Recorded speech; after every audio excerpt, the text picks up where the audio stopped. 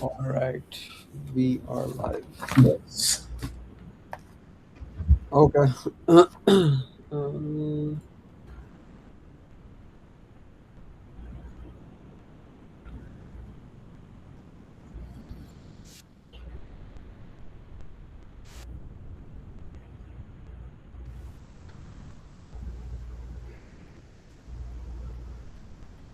are you able to hear me? Yeah.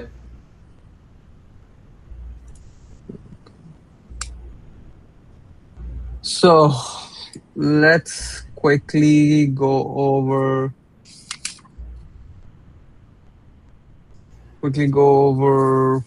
some of the documentation Mm. links that we have that are pretty important. First one being change processing. Mm. So change processing is the action USD stage takes in response to edits of any of the layers that contribute to its composition. During change processing, prim on stage may be reindexed or disappeared entirely. So, or new prims may come into being. The key things to understand about change processing are it is always active. Whenever you use the USD or SDF API to mutate any layers that contribute to USD stage's composition, the stage will update itself. Muted any layers when you use USD or okay. To contribute to the USD stage's composition, that stage will update itself immediately in the same thread in which authoring was performed. Though the change processing itself may spawn worker threads, so that it always presents an accurate results to the clients. Okay. And then second one is when a stage has a completed a round of change processing, it will send notification to clients who have registered interests so that they may keep themselves updated in the light of author changes to the stage. So clients listening to USD change notifications should not update themselves immediately upon receiving a notice, but instead note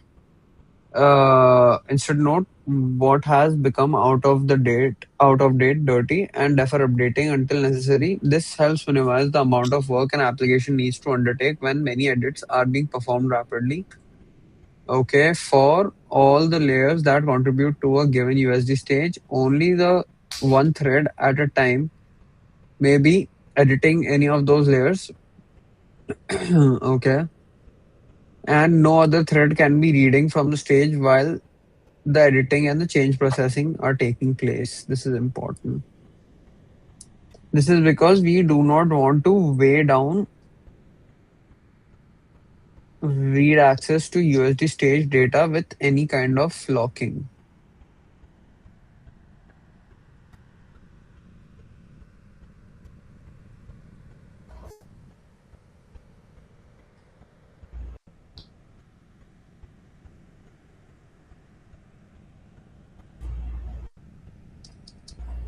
I don't understand this part. Only one thread at a time may be editing any of those layers. For all the layers that contribute to a given USD stage, only one thread at a time may be editing any of those layers, and no other thread can be reading from the stage while the editing and change processing are taking place.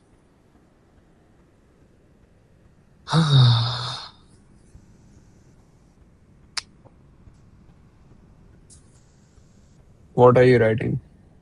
Yeah, that thing only. So Did it's you understand yeah, this? give me a minute.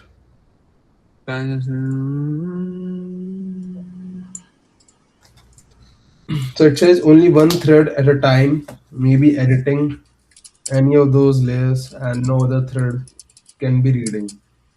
So I think over thread means a process that would be basically getting attached with the layer, and once a layer is attached to a thread, no other thread can attach to the same layer to do any other changes. That means the read and write our operations are blocked onto that.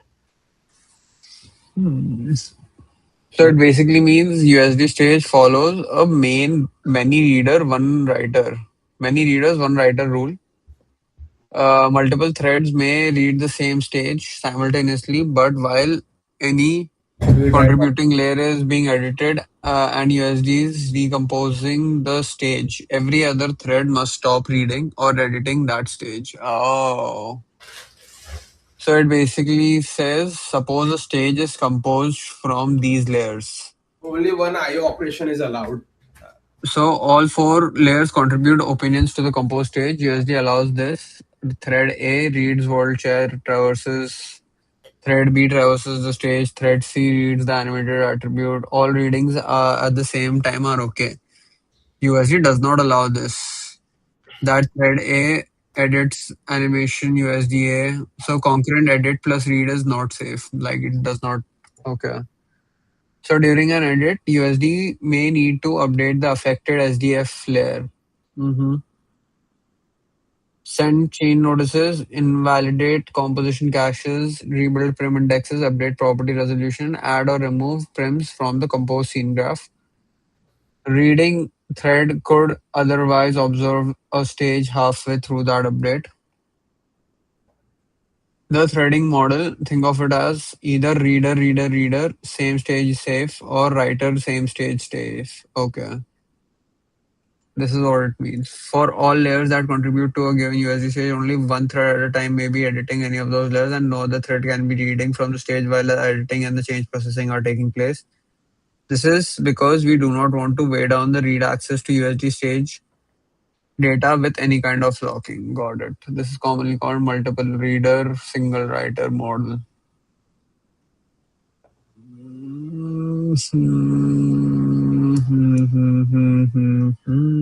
Okay.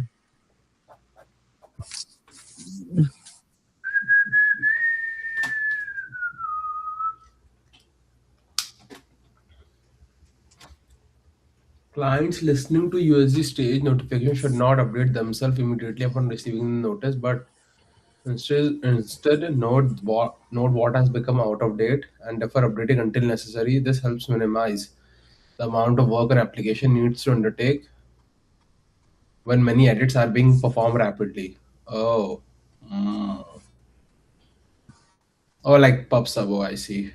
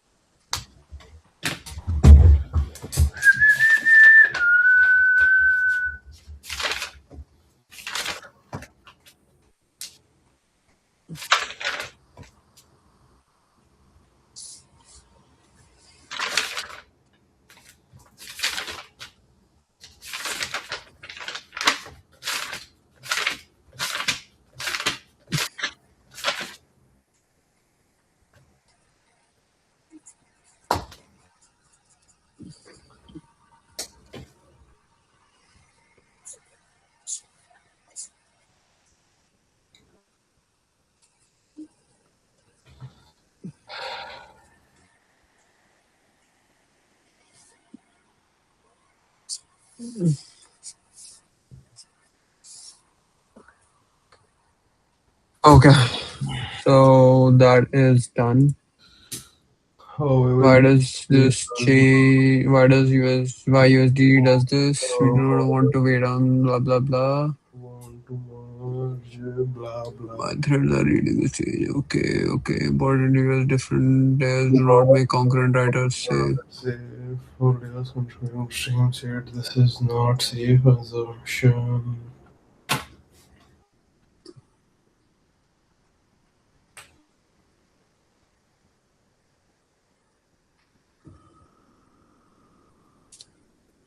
This is not a ball. Okay, so this is not a safe assumption.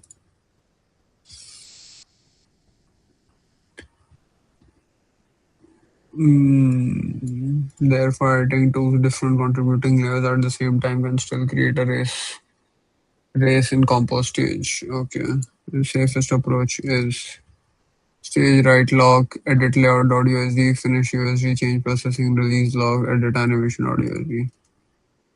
Okay, how do I identify the multiple threads accessing one USD stage? One thread running while another traverses, editing separate layers in the same layer stack. Editing separate layers in the same layer stack is the change block being presented as thread synchronization. Lock-free stage reads shared layers used by multiple stages.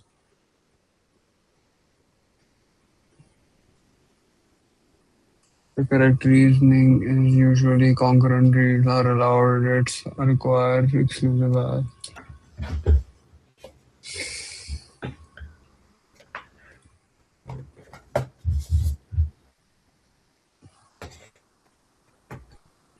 Okay.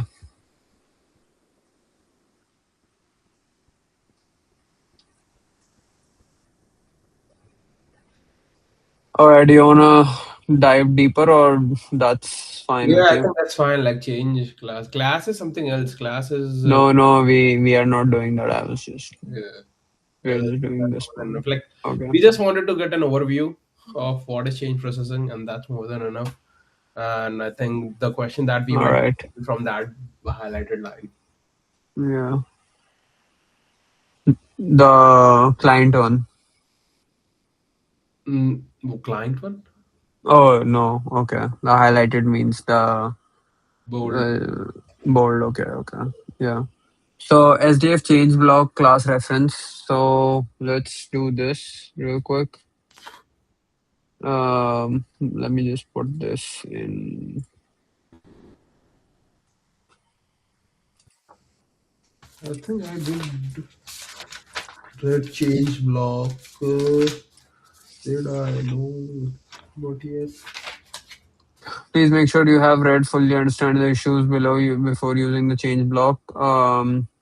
They are very easy to use in the unsafe way that could make the system crash or corrupt data. If you have any other questions, blah blah blah. SDA change block provides a way to group a round of related changes to the same scene description in order to process them more efficiently.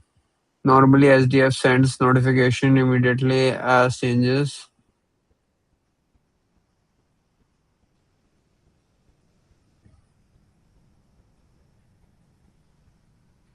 Normally, SDF sends notification immediately as changes are made so that downstream representations like USD stage can update accordingly.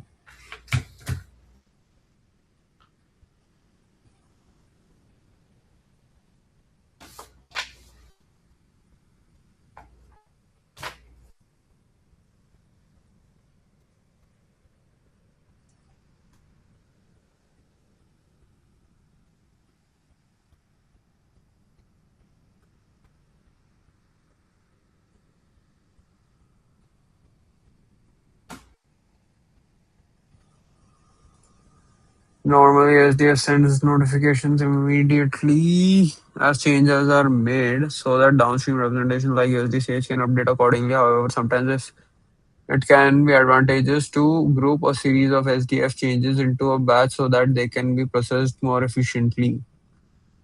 It can be advantageous to group a series of SDF changes into a batch so that they can be processed more efficiently with a single round of change processing.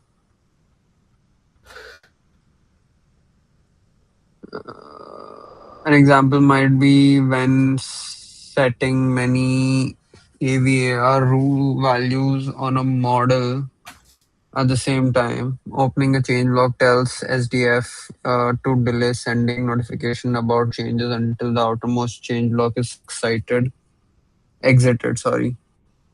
Opening change log tells SDF to delay sending notifications about changes until the outermost change log is exited. Until then, SDF internally queues up the notification it needs to send. Note it is not Sorry. safe. all in all, it to sends use. the notification in blocks. Yeah. That's how I would say in one word. It is not safe to use a USD or other downstream API while change block is open. This is because those derived representations will not have had a chance to update while the change block is open. Not only will their view of the world be stale, it could be unsafe to even make queries from, since they may be holding on to expired handles to SDF objects which no longer that no longer exists. Sorry.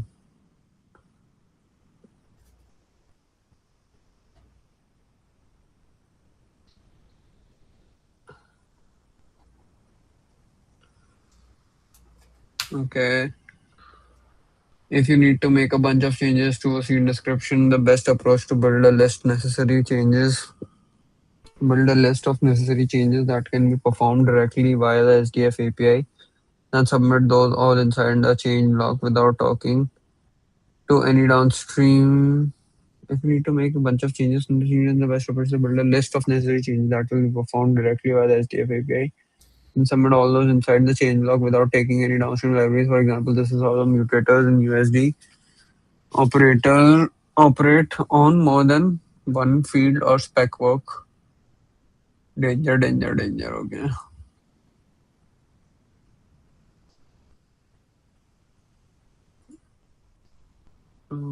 SDF change block.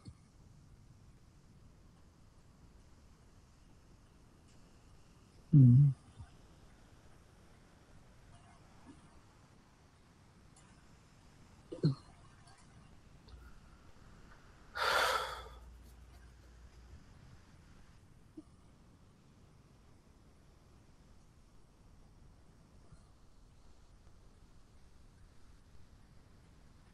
Okay. I think that's all for SDF change vlog. There is nothing more. Yeah. Temporarily batches multiple low-level SDF edits, so USD performs downstream changes prior processing once when the outermost block closes instead of reacting after every individual edit. What problem does it solve? Normally, every scene description edit causes immediate change processing. Edit 1, edit 2, 3 creates a prim set search type. Okay, edit 1 notify USD stage update. Okay. Then that can become expensive when a porter or pipeline tool performs thousands of related edits. Okay. SDF change block. Wait.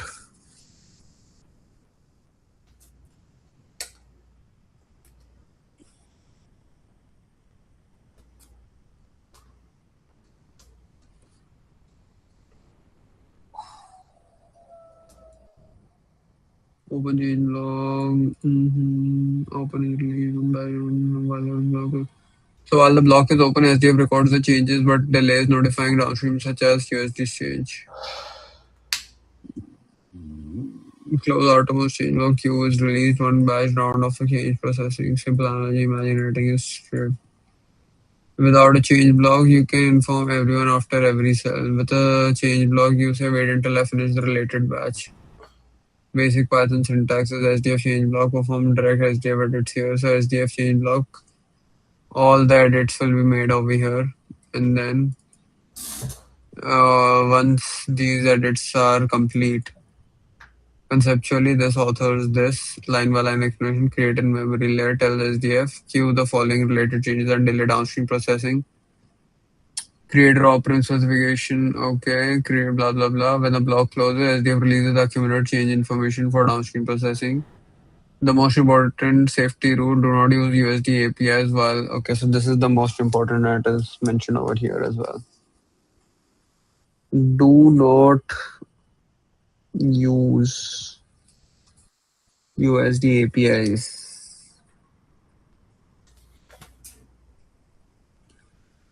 while an SDF change block is open.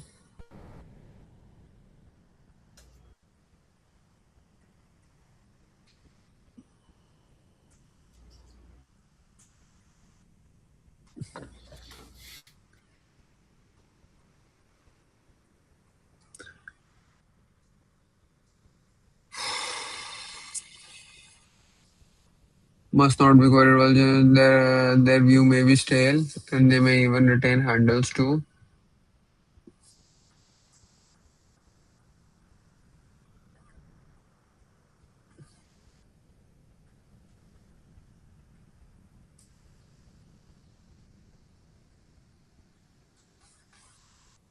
They may even retain handles.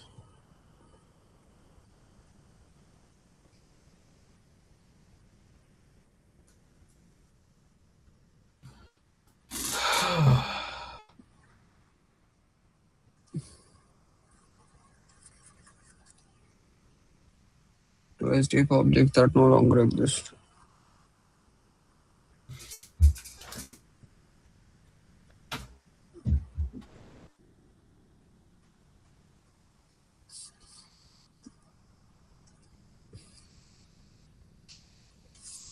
Correct structure.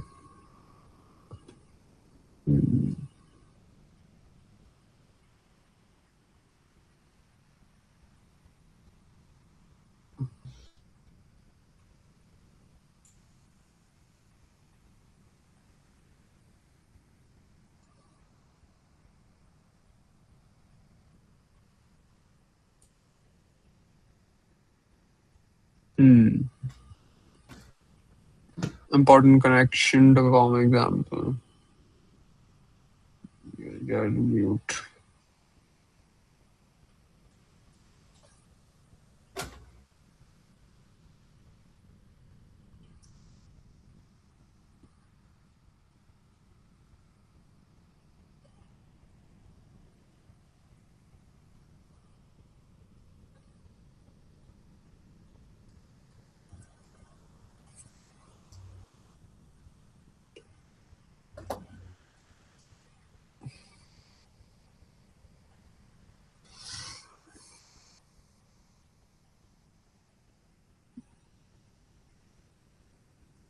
So just take a look at this, bro. This is important. This table. SDF layer data, yes. SDF spec, raw, use inside change block, USD shade, no, USD prim. Oh, anything that has SDF is used inside the change block. And anything that does not have SDF is not used inside the change block. Okay. Mm-hmm. SDF is equal to raw author data. Oh, that's the key identifier. Mm-hmm. And USD equal to composed stage data. SD. What does downstream representation mean? And SD stage consumes those layers and derive a composed scene graph. Oh yes, I also wanted to do this.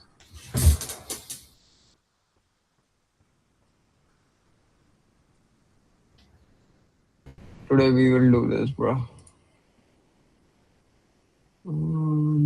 This.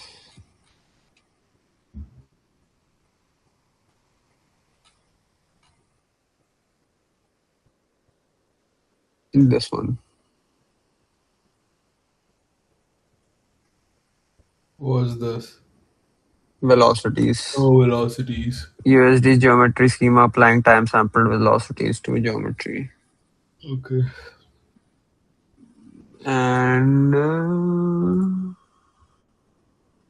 what is USD USD? notice is nothing like container class for USD notice. That's it. Like Mm-hmm. it is a class that sends you the notice. Oh, I see.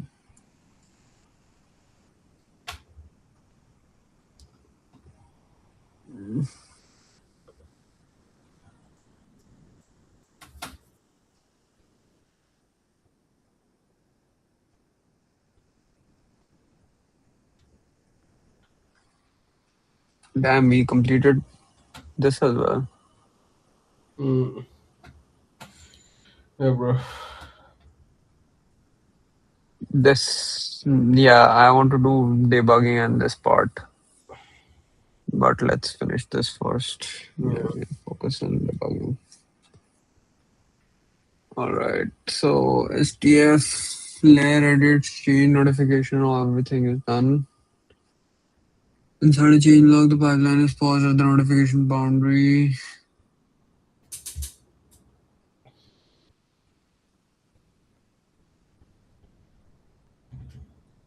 And save. Okay, nested change blocks. There can be nested change blocks as well. Only leaving the outermost change block releases the queue or change notification. Change block.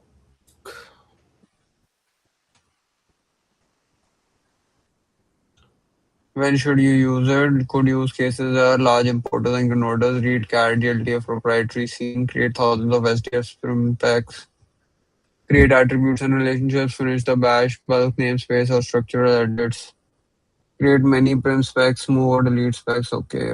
When should I not use it? Ordinary USD change.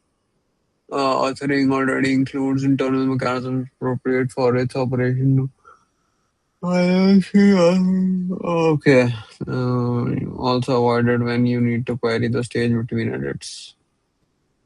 It's not a thread lock. Does not prevent from reading or writing. Does not provide mutex. Read writer log, thread isolation protection from concurrent access. You must separately ensure that no other thread reads affected stages or edits their contributing layers while the changes and change processing occurs.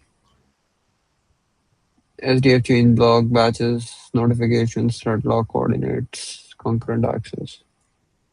It is not a database transaction. A database transaction often implies all operations succeed or everything rolls back. Let me download this shit first. Yes. And then I will open it and preview to mark things. Does it make the edits invisible? While the block is open, the raw SDF layer is being modified. Oh fuck. Yeah, I think that's enough. We already have seen everything. Direct resume stage access. Let's do this question. A converter must create 50,000 prims and attribute specifications as stage notification after every delivery causing performance or Inside SDF API inside SDF change block. Avoid using USD stage with the block open. I know, flatten, I know. So in flatten only, dude, I am getting a feeling that we might get a question from flatten. Of course, you will.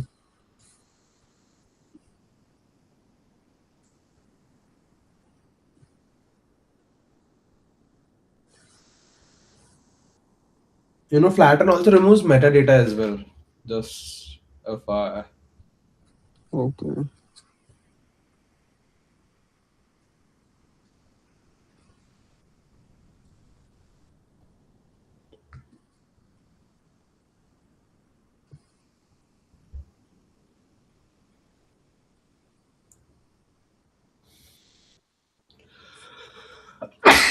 Fuck.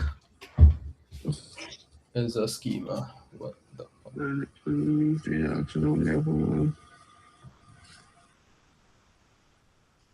Is a schema.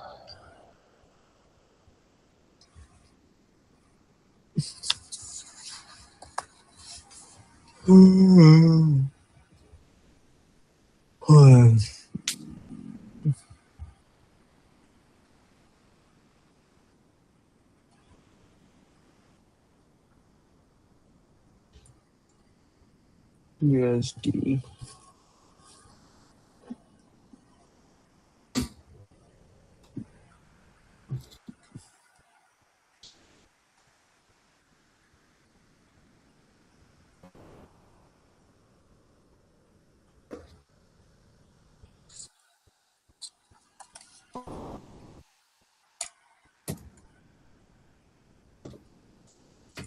Hmm. Not safe. All right.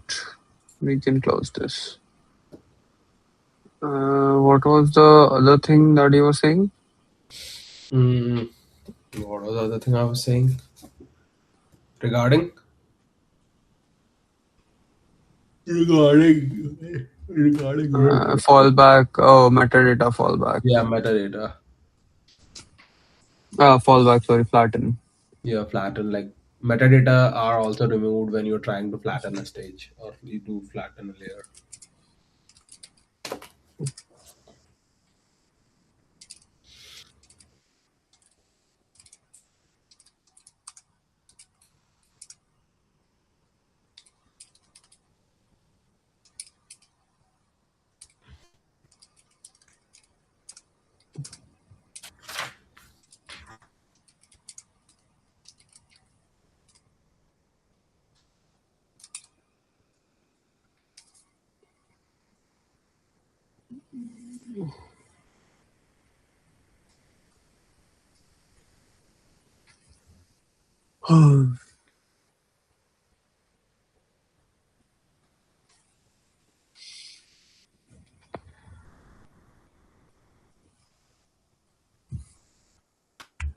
Oh, just read edit target. In the meantime, what is edit target? When When I authoring compose scene description, it is often wait, where did it went? what the fuck, bro. Yeah. It is often desirable to edit the targets of various composition arcs in context of the scene you are constructing rather than needing to edit individual layer in isolation. Edit targets embodied by the USD edit target class allow you to work with compose stage and USD prim.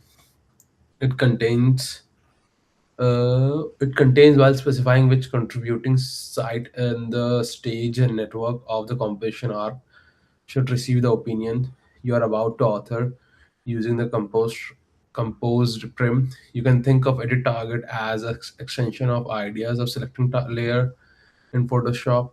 USD edit target provides specific methods for selecting any sublayer in a root layer stack, or currently selected variant of any defined top level or nested variant set. Hmm. Oh yeah, you can also edit variants with edit target. You can create an edit target from any node Mm, object which allow you to target inherited classes. Oh, that's a really important. What what can you target through edit target? So inherited class and reference targets. You can also target an inherited class. So that's also interesting. We can have a question regarding that. Like, what are the things that USD edit target can do? It can I also. didn't understand edit target. Like, what is it doing exactly? So okay, let's say I'm gonna give Mm-hmm. you a more elaborative example. Let's say you Mm-hmm. have a composed stage, right? And Uh, that composed stage, you have a composed layer for car.usda, right? mm-hmm. And in that car.usda, you have a variant selection of car. Mm-hmm. In that, let's say the variant selection is set to red Standard. stand red color, right? Yeah. Like whenever we are selecting. Now, what you want to do is you want to change the color of that variant to blue, Mm-hmm. right? So you have two options: either Mm-hmm. go directly into the file and Mm-hmm. change it, or Mm-hmm. what you can do is you can use USD edit target and specify that specific file and the variant for which you want to change the color, right? Specific what? What? A specific file, Yeah, specific, specific file or or the variant okay. that you want to do the changes to. Like the variant that was authoring red, now you want it to author blue. Yes. Okay. So you can use USD edit target to select that variant and then change it to whatever color you want it to be. So that's the main goal of USD edit target, that it helps you. So once you do that, it's going to and when you apply that USD edit target, it's going to recompose the whole layer again with your changes. So you are doing this without making direct changes, without opening the file. Like if you want to do the same change, let's say the file is really big. Mm-hmm. So to do the change, you have to open the file, go through the code base, and find that variant set and do the change. But to do it Mm-hmm. programmatically, OpenUSD in Python exposes a function USD edit targets that provides you with specific methods. Like it says over there, USD edit target provides specific method for selecting any sublayer in staged root layer stack, or the currently selected variant of any defined top level or variant set. So you can either use a specific layer. Let's say I don't remember the code, but it will be like USD edit layer, sorry, edit target dot get root layer, or get prim at path, and then Mm-hmm. do the change accordingly. So Oh. that is the main goal of edit target, that it allows you to make changes onto a composed file, not Mm. an uncomposed but a composed file. That is a major thing that we have to remember. It says that, as you can see, USD edit target class allow you to work with the composed stage, not an Mm-hmm. uncomposed but a composed stage. Okay, wait, 1 second. 1 second. When authoring compose scene description, it is often desirable to edit the targets of various composition arcs in context of the scenes you're constructing rather than needing to edit individual layers in isolation. Edit target embodied by USD edit target class allows you to work with the composed stage and USD prims it contains while specifying which contributing site in the stage might network in the stage's network of composition arcs should receive the opinions you are about to author using the compose frame. So this is when the stage is open. Is that what you mean? Yeah, when the stage is composed once, Mm-hmm. right? The stage is already composed. Like you are looking at the stage right now. Mm-hmm. So You so can think of edit targets so as an you know where you extension. can do this. You are, let's say you are in USD view, and you open the inspector, and you go and use USD edit target in that Python interpreter. Interpreter. Yes, and then do the Yeah. changes, and you see the changes live. As soon as you press enter and select that, okay, this is the change I But want. if you but we can see the changes even if we don't use USD target, edit target. How are you gonna make change? How are you gonna make the change then? I mean, I can change it and I can be like it will Yeah, show up on the. but the thing So is, this is when gonna save it to the file as well. Are you showing that? is it gonna save to the file? Let me see it. I don't know about that. It contains. I don't know about that. Is it gonna save it to the file or not?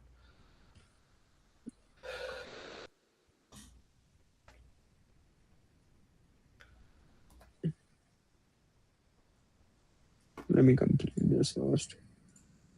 So you can think of edit target as an extension of the idea of the selecting layer in Photoshop. Selecting a layer in Photoshop. Think of an extension of the idea of selecting a layer in Photoshop.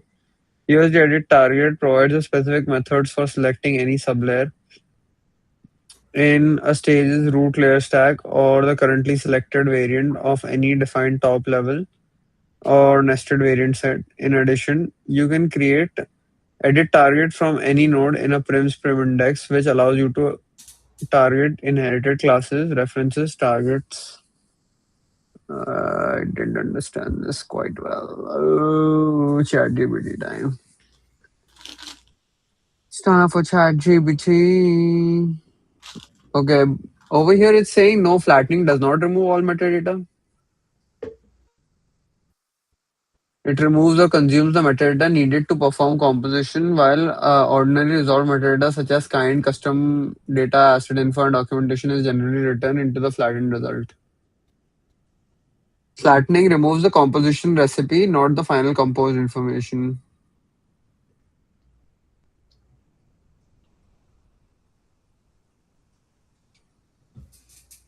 Composition metadata gets disappeared.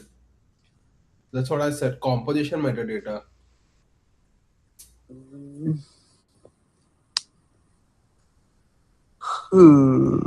I. Hmm. Your memory is getting exhausted, brother. Is it? Yeah, bro, I've been doing OpenUSD. since like 5 or 6. Oh, yeah, I've been same that reading. I did on Saturday and Sunday. OpenUSD all day. Yeah, but I was also reading other stuff as well, like ISAC, Sim, and ISAC, all that stuff. Houdini, how does Omniverse play come in action? How does World Foundational Model connect to this part? So I was doing all that stuff as well, not just OpenUSD. Just trying to play around with, some stuff.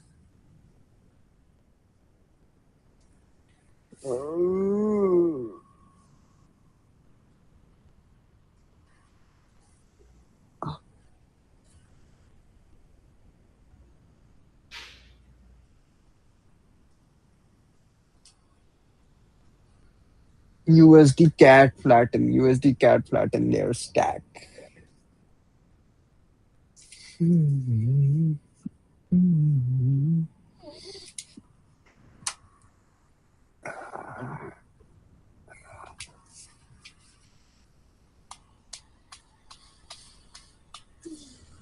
I think I might need to cancel Factor subscription, bro. Dude, I know, I knew it. That factor subscription is not. It's the same price as Wonder, and like the food is very less. Uh, I'm always getting hungrier after you know, I don't know. I'm gonna lose muscle, I guess. If I think I'm gonna lose fat first. no, dude, you won't lose fat first. Your body always consumes muscle first, protein, not fat. But I'm getting the enough protein. That's the thing. The Uh, only thing is yeah, but still, I think your body will still consume muscles, like because that is easier to break than fat. that is not true. Yeah, that is true. That's Who why said many that? people does not lose are not able to lose weight easily. First, they will lose the muscle mass when they do cardio. I see. Yeah,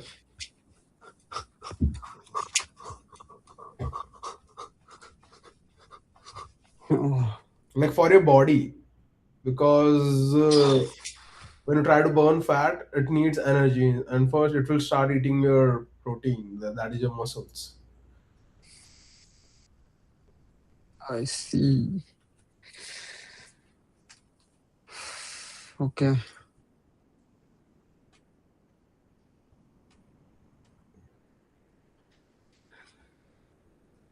Let's see.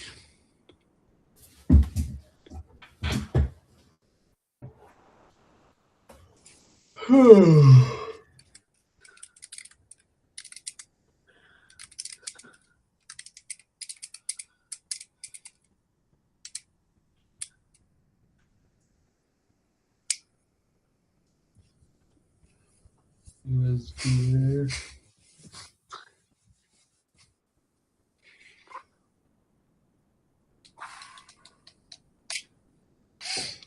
USD edit target.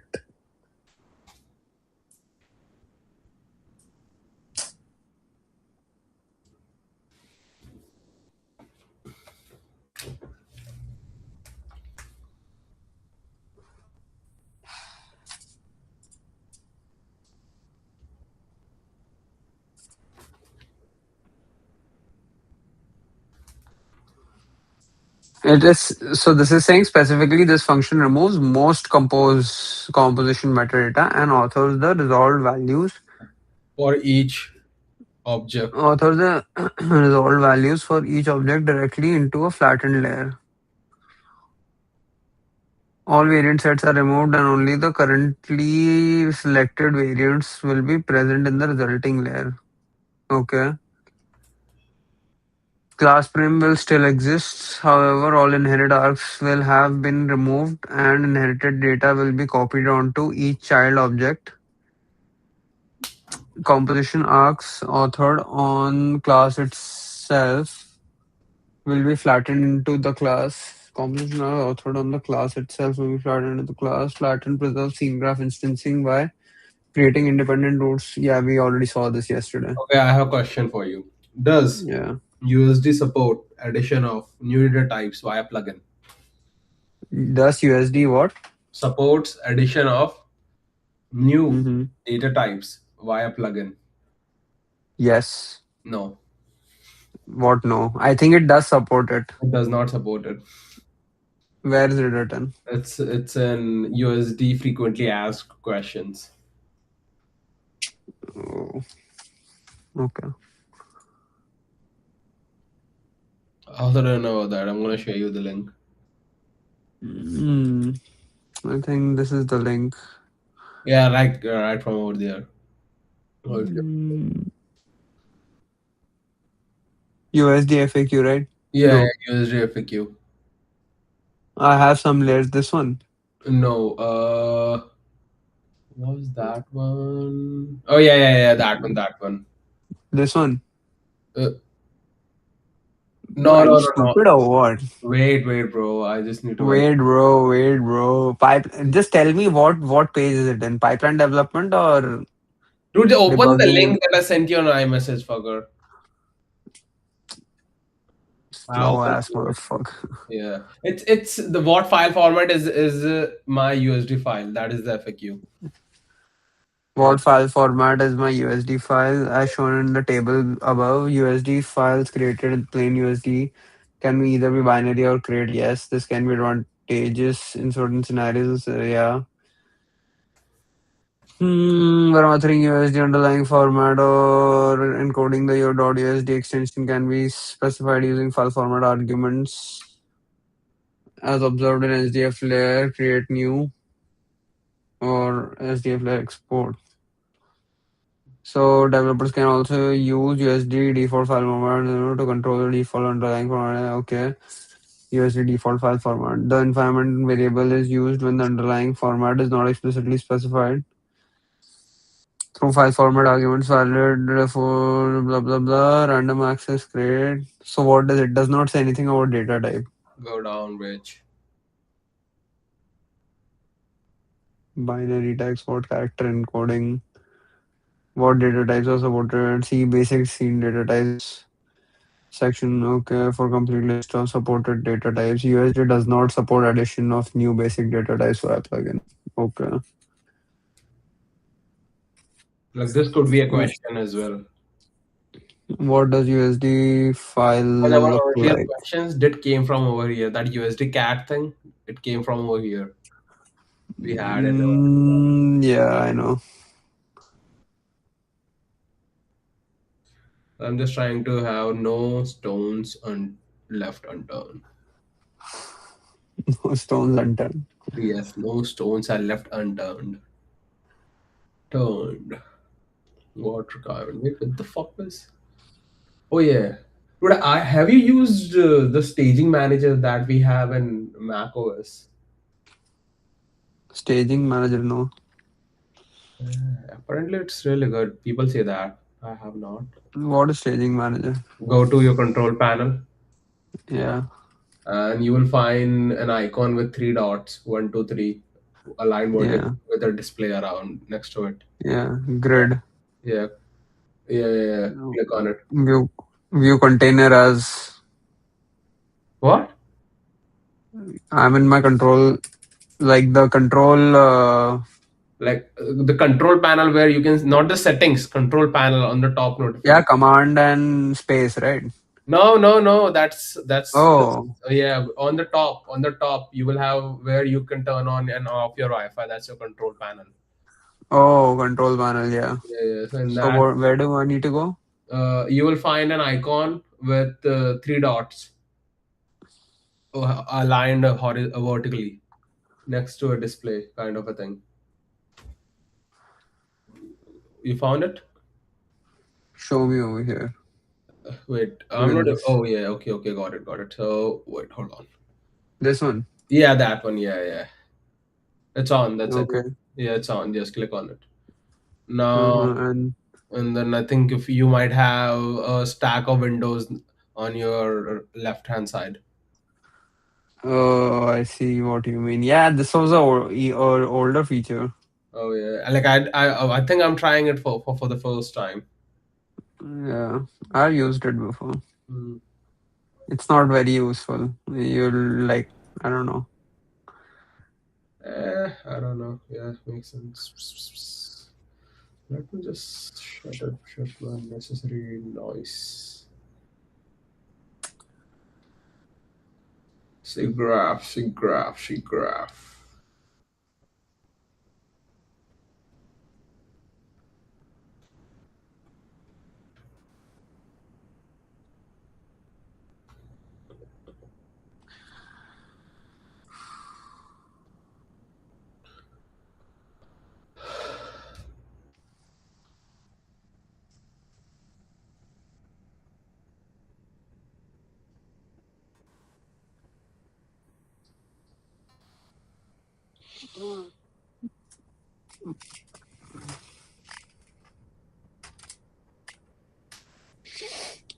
Hmm.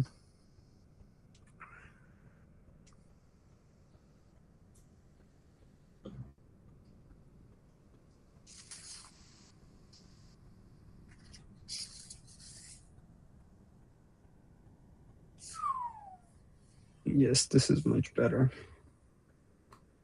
I can stand and do the work. Standing desk.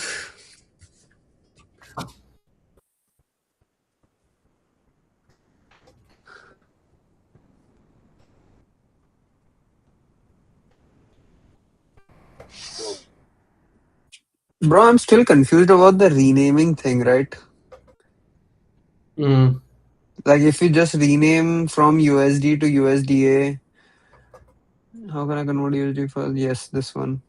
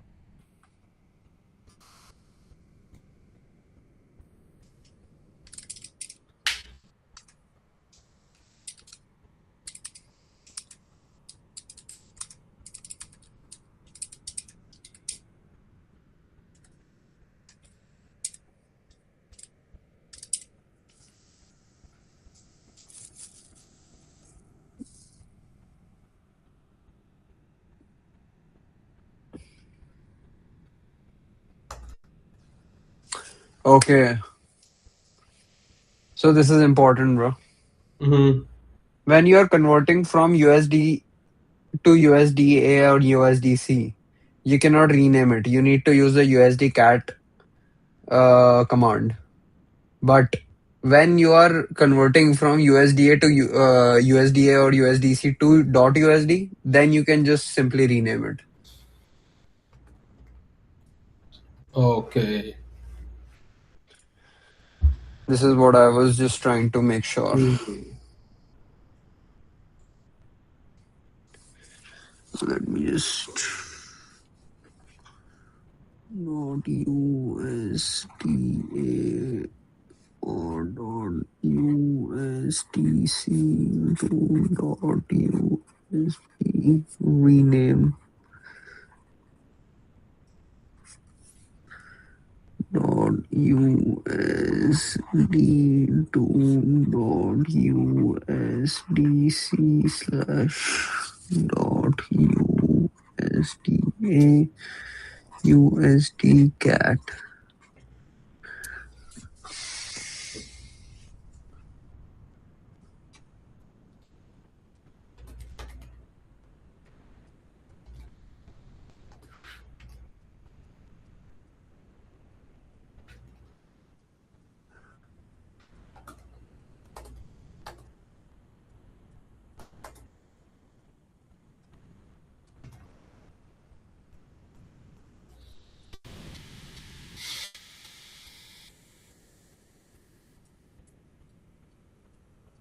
Okay, I was just making this sure.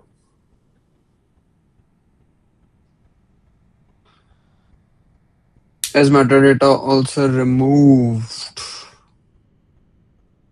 So what does it say? Flatten versus flatten layer stack.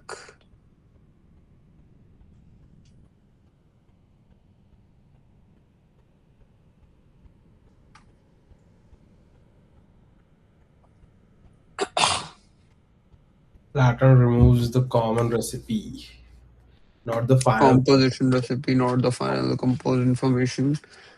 So USD cat flatten what gets collapsed, the entire composed USD stage. Most composition metadata references payload, inherit specialized variant shared. So all of this gets collapsed. And in USD cat flatten layer stack, only root sublayer stack. The sublayer list and the sublayer offset other composition arcs remain. Important. The correct option name is normally USD cat scene.usda flatten layer stack, not flatten layer. Okay. What happens with flatten? Flatten uses blah blah blah. Those common.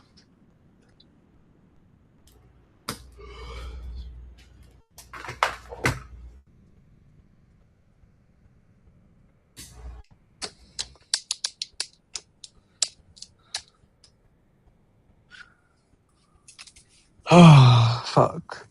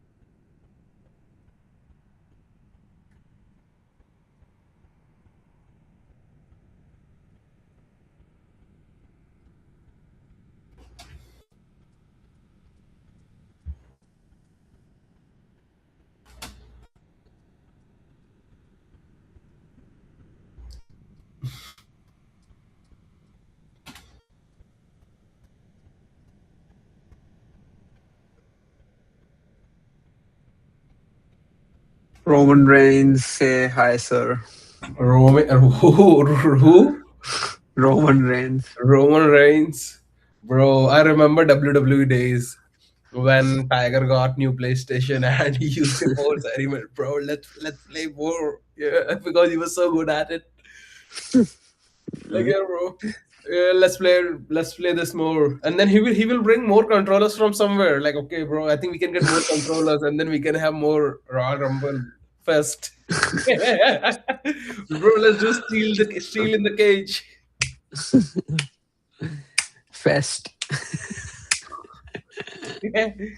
Like literally 8 people in the house.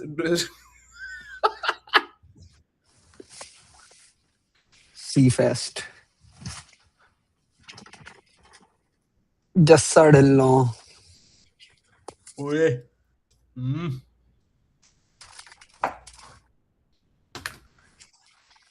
Alright, let's hop back to USD edit target. Let's see what it has explained over here.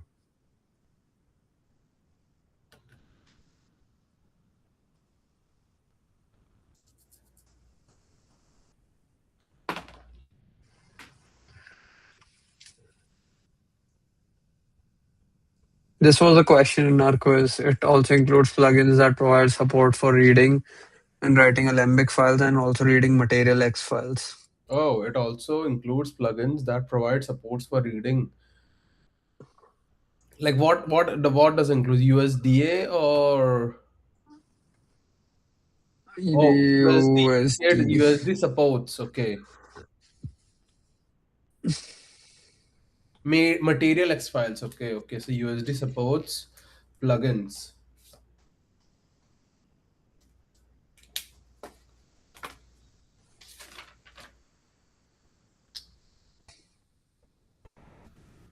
USD supports plugins for writing Alembic file.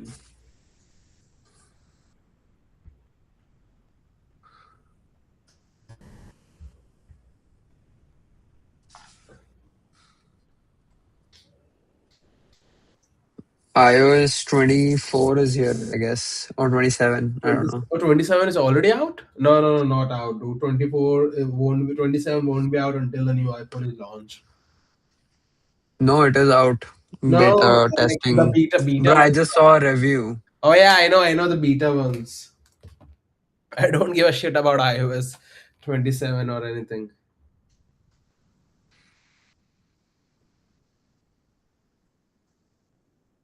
I'm getting 6 months free of Uber One.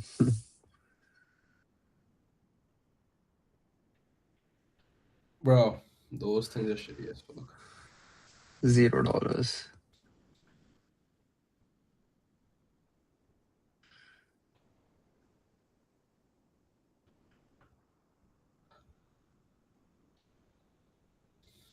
Okay, bro. So, hear me out.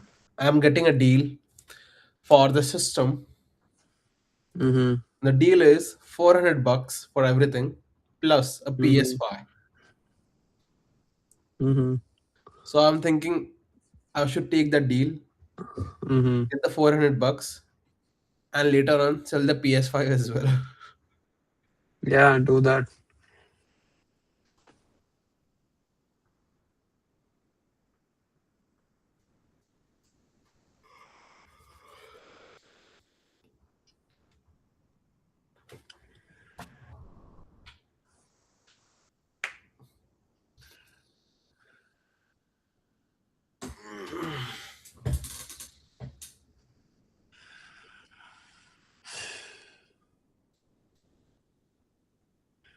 Why is my Apple card not?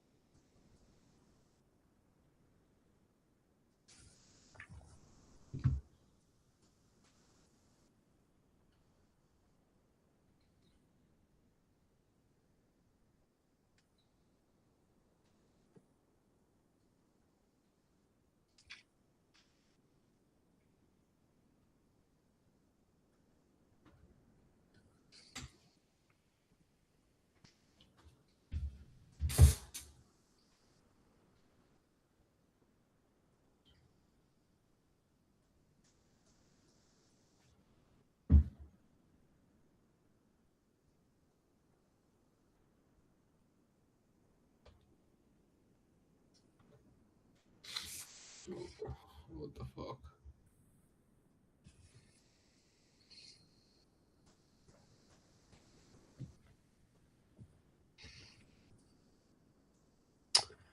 Fuck Uber. Fuck Uber.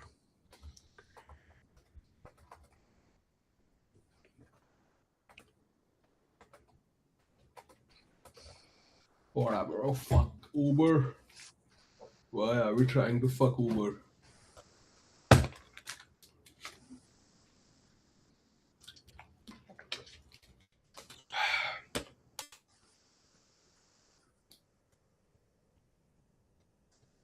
Dude, you know, if I tell my parents that I'm spending $3 on 20 or 25 can bottle pack, Hmm. they're gonna scold me for sure. Bro, you're spending $3. I'm spending nine for 35 bottles of Poland Springs or Dasani. But dude, you're getting the Sani, right? The Sani. I'm spending for normal drinking water. The Sani is wait, the Sani is the Sani that costly? Wait, let me take a look. Amazon. Oh, bro, I have to do return. College ready fits. The Sani. Let me see how much is it. How much you're spending for the Sani? Like Dasani is $7 and Poland Spring 35 pack is nine. Damn, that's cheap. Like I'm getting the Sani for $20 over here. And that's cheap. Damn.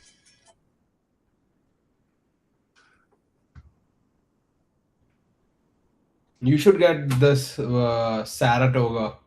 Saratoga. Yeah, sure, sure, buddy, sure. You know, you're telling me I'll get sparkling it. water is really good for health and all that shit. Yeah, bro, I got acid reflux because of fucking. I told you, bro. I told you the day you're telling me, bro, it's really good. I'm going to do it, drink daily. Man, bro, it's CO2 you're taking in. That's already increasing in the pH. Have you tried Evian? Yeah, I have. Every time I'm on the airport, I get Evian water, bro. Yeah. I'm just trying to see if I can order some food, bro. I think I need some food.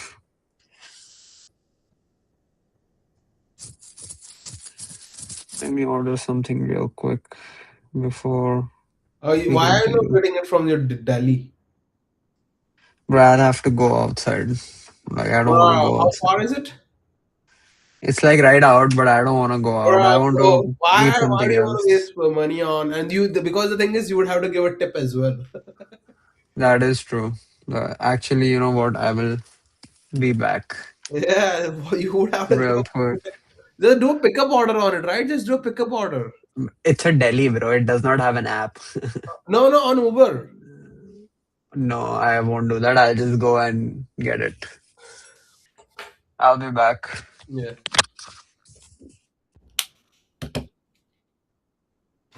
Okay. Do one thing. Just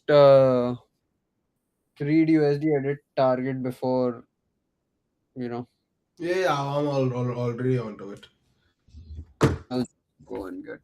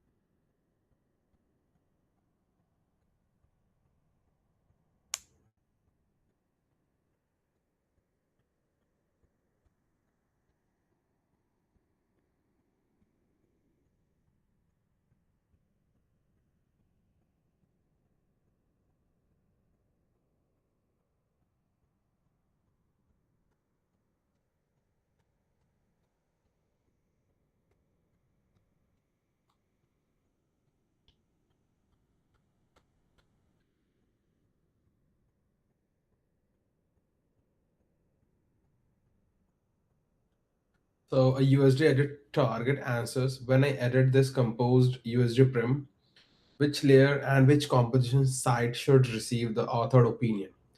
For a local sublayer, the path mapping is usually identified across a reference, variant, inherit, or payload. The edit target also translates the composed stage path into the correct path inside the target layer. The core mental model, a USD stage gives you the composed scene, but the prem may be receiving opinions from several places. The edit target chooses the destination, and then bam, we have it.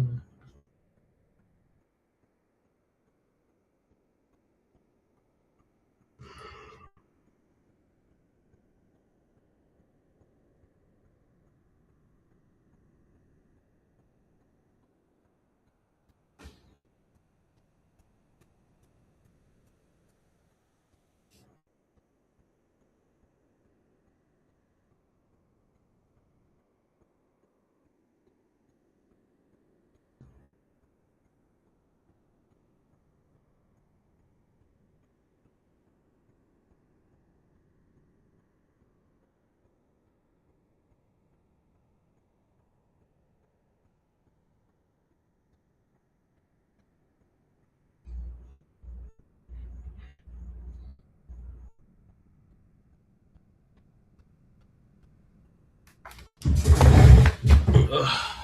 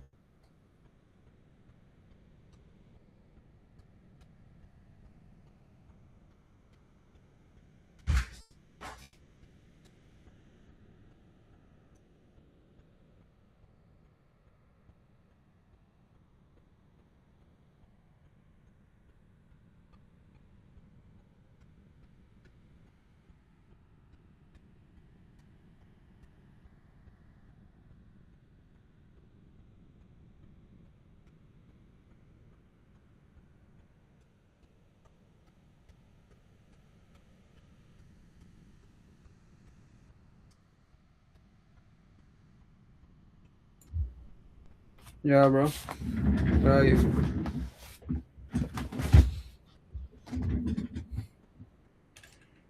Yeah, bro. You got it? Yeah. What do you got? In Parmigiana. Parmesan. Parmigiana. Mamma mia.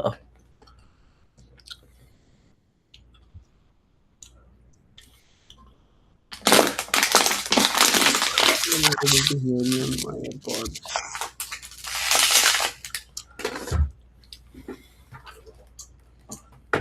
Mm. Right. Yeah, bro, I couldn't get my spinach wrap because he closed the grill. Oh. So till what time Mm. are they open? Like one? They're open till like 1 or 2, but they close the grill at 12 or something, like Oh. around 12. Yeah, so it was almost 12.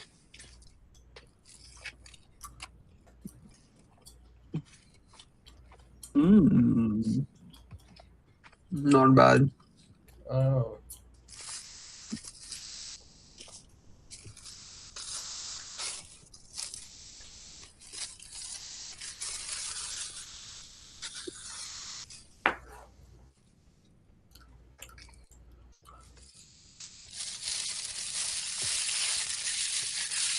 Mm.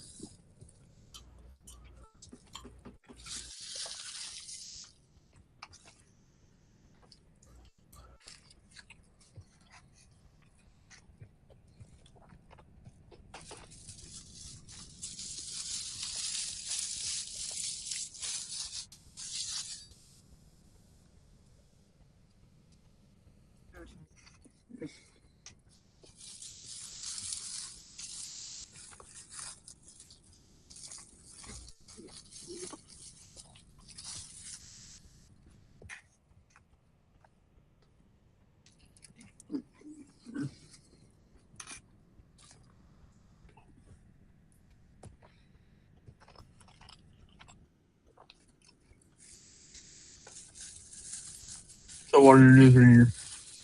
Dude, I read it. I read the same thing that I explained to you earlier. Oh, Like right now, it's nothing more much different than the thing that I explained to you. I think there might be something more if we scroll down a bit. Scroll. yes. Okay. Mhm.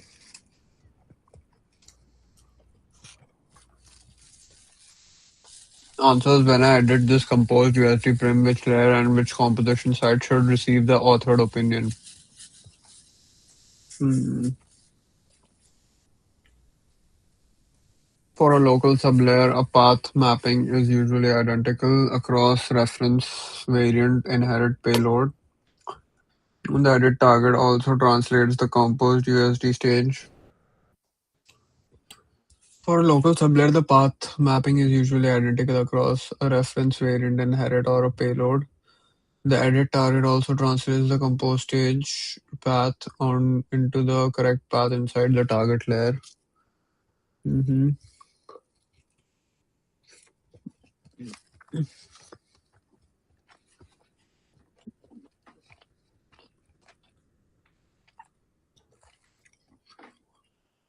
A USD stage gives you the composed scene, world, car, body.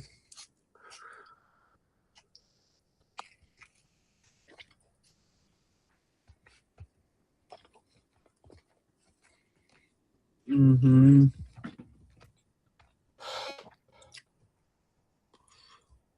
The USD stage gives you the composed. Okay, but that prim may be receiving opinions from several places. Okay, the edit target chooses the destination, composed USD prim.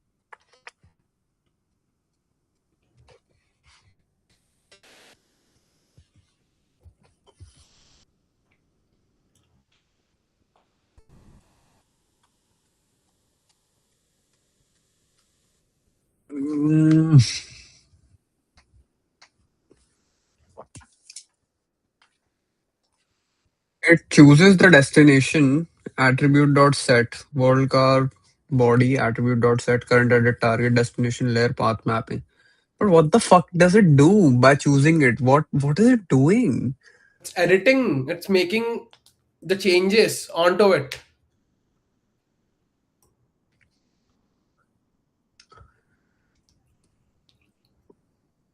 Onto what?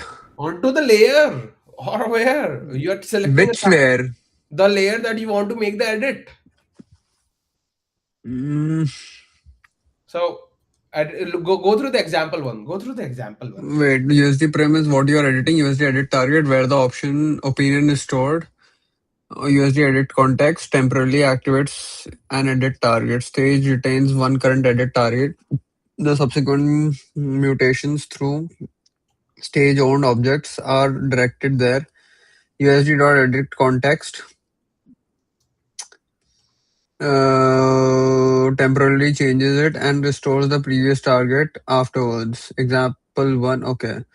Editing a sublayer through the compose stage. Suppose the scene is split into layout and animation layers. Okay. So this is the layout layer and this is the animation layer. Okay. Initially empty. And the scene.usda has sublayers of animation and layer. Okay. Layout, sorry. The composed stage contains world car xform. OP translate. Okay. Now you want to manipulate world car through compose stage, but store new translation in animation.usda. So what you would do is animation layer. So car is this, translate is this. Okay. Animation layer is stored in this animation layer, and then animation target is equal to stage dot get edit target animation layer. Okay, with USD dot edit context stage comma animation target translate attribute dot set gf vect. Okay, animation layer dot save. Okay, and then stage is equal to USD stage dot this is just doing the same thing. So this would okay create an override of world and override of car over here. Mapping is simple here. Stage, path, world car, X form, OP translate. Okay, got it.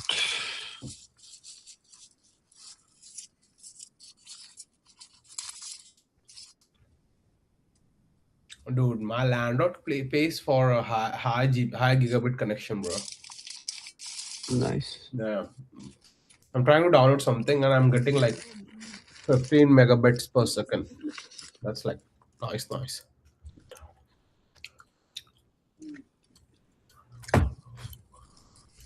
15 Mbps is not gigabit per second, bro. No, megabit, bit, not byte, bit. Mm, that's still slow.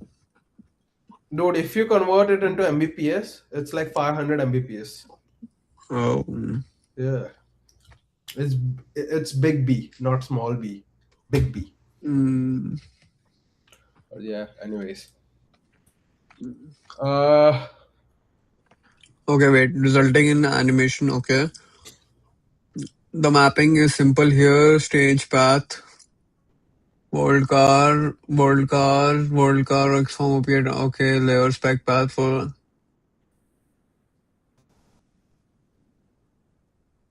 But how is it different from doing it normally as well? Like, what if we did just do a normal dude, it's override? different because it's not. You have to recompose it. It's like you can open it in your pattern inspector. Okay, let's say, let's say Mm, you have really big files, like mm-hmm, uh, really big compose index, mm-hmm, thousands of files, right? mm-hmm, And now you are onto your USD view, mm-hmm, right? And you do mm-hmm, not want the hassle to go through the whole files, and you just want to make mm-hmm, a small change. mm-hmm, So it would be better for you to just open the pattern inspector over there and use that USD edit target to make that small mm, change, or maybe a set of change. Let's say you want to use mm, USD edit target on multiple files at the same time. You can do it without mm, opening those multiple files or going through them one by one to find out the value to change and recomposing it. mm, You can do it in the USD view and reload the change over there only.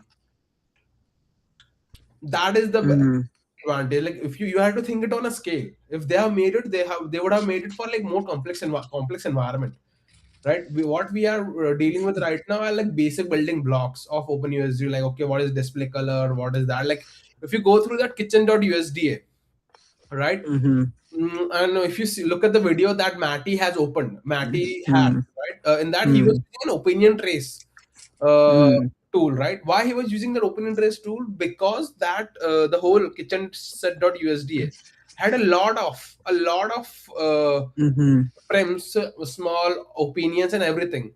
Like dining table had some kind of opinion, chair had some kind mhm, of opinion, and all those things. Right now, let's say you just want to make a change to the chair.usda, but you have to first look into the file, and that file could be really, really big. mhm, Right? So instead of that, in USD view, since everything comes to you at in a very detailed and elaborative manner, you can just pick up that value or target and copy it into it, right? So the mhm, thing is you can get the prim path by using get prim path at using the complete slash world thing, and it will give you the prim mhm, path for that file or for that prim accordingly. mhm, And how do you know that the prim exists over there? By looking in the USD view directly. mhm, Like so that's how you have to like plan it out, and you are not doing it in a Python file, you are doing it in the Python inspector right over there. mhm.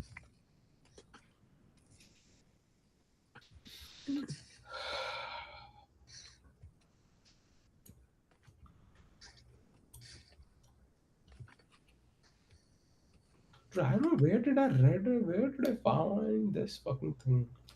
Come on. Enough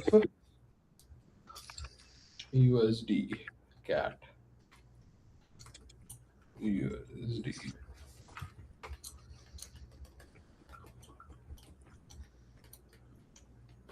Oh FAQ.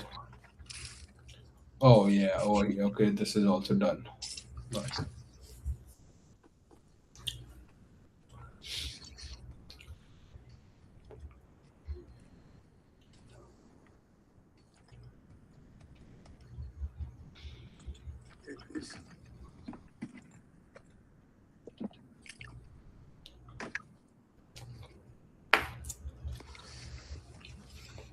Editing inside a variant.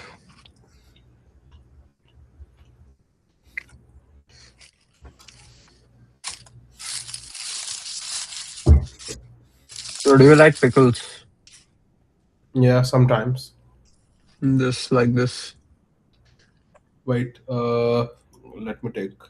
This is like a typical American pickle. Wait, what the hell is your screen? Oh, yeah, yeah. Sometimes though, like I won't eat it raw, but with something. I can't eat it. From I don't know. pickles, I only recall one thing. Uh, Rick and Morty. yes, Pickle Rick. Mm, Dude, that episode was badass. Like he creates a complete mm, mechanism by killing a fucking cockroach, and then he kills a fucking rat and uses its what do we call nervous system to control each and every fucking thing. Dude, that was a freaking episode. mm. Crazy ass. There's an influencer who filled his or her actually pool with pickles for some reason. No, that's not for some reason. It's for views. Yeah, obviously.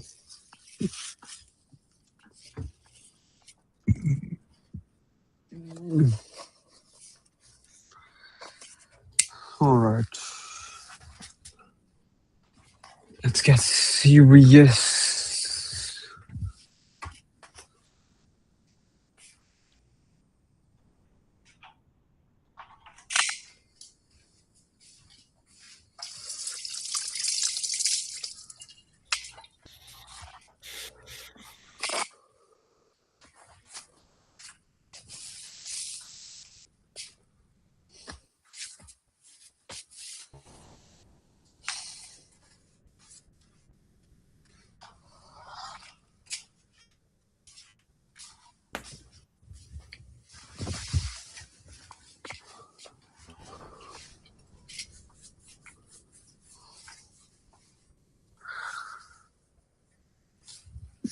Mm,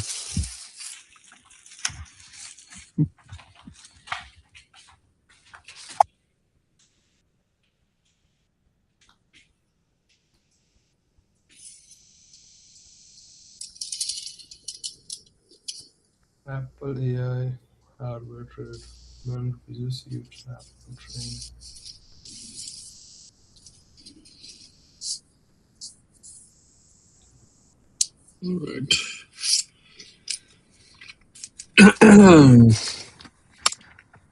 Editing inside a variant. Okay.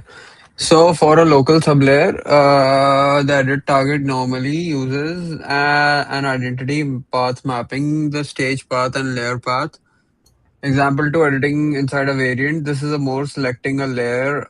So one thing that I still don't understand is Mhm. where are we exactly using edit target? Like when the stage is open, Yeah, when the are stage is we composed, that's what it is saying. When the stage is open, when the stage is composed.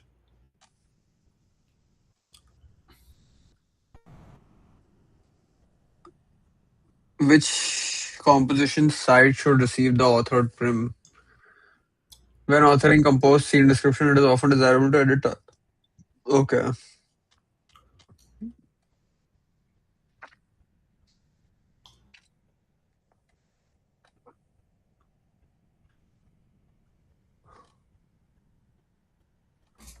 Let's see editing through a variant set. This is more than selecting a layer. You want the opinion stored inside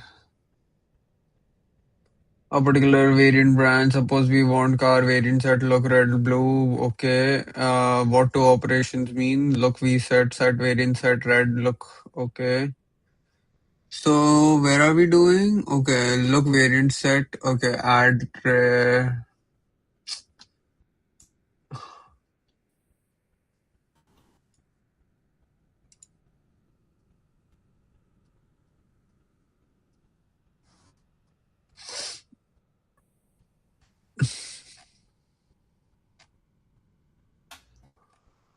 Yeah.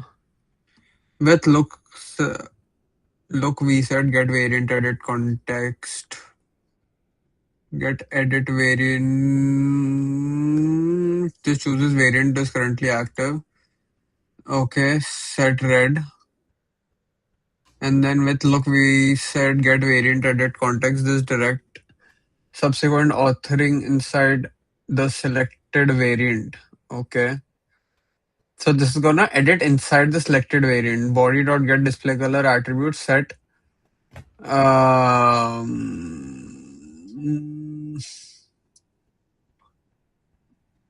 okay.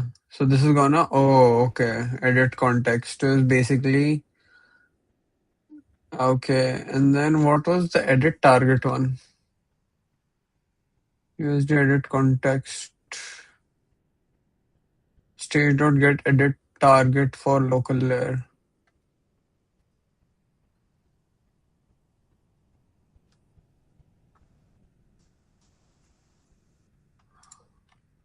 Okay. Direct subsequent authoring inside the selected variant without the variant edit context. Would create an ordinary local opinion outside the variant. That local opinion would be stronger. Bro, when is Rakhi? Rakhi is supposed to be sometime soon, right? I don't know, bro. What? I Do need you celebrate what? to. I just need to send money Rakhi, Friday. Yeah, to my sister, bro. cousin sister. Yeah, I Oh, have only one sister. oh. Hmm. Yeah. Like you She's the do. only one in the family. Oh, so like everyone sends her a Like lot. she also sends me like gifts and all that stuff. So Oh, okay, okay. I see. Yeah, refrain from doing these kinds of rituals. Yeah, bro.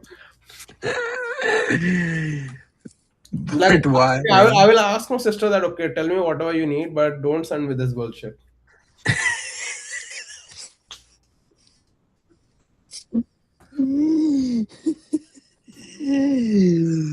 Okay. Yeah, bro. I see. And she knows clearly, so that's why she won't bother. Like, I will see Tiger getting the Raki thing and everything. Yeah. Then he would ask me that you don't. I'm like, no, bro, I don't celebrate Raki at all. I don't know for some reason. I'm like, okay, why is it needed? The I parents used to see. scold me, but then they stopped caring about it. Mm, I see. You're a stone cold killer. Yeah, bro, I don't know for some reason. I'm like, like I have my festivals, but I have other type of festivals, not these kind. I'm like, nah. Sea Fest. Yeah,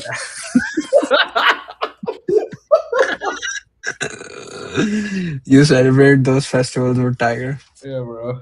Fest, G Fest, latest trip.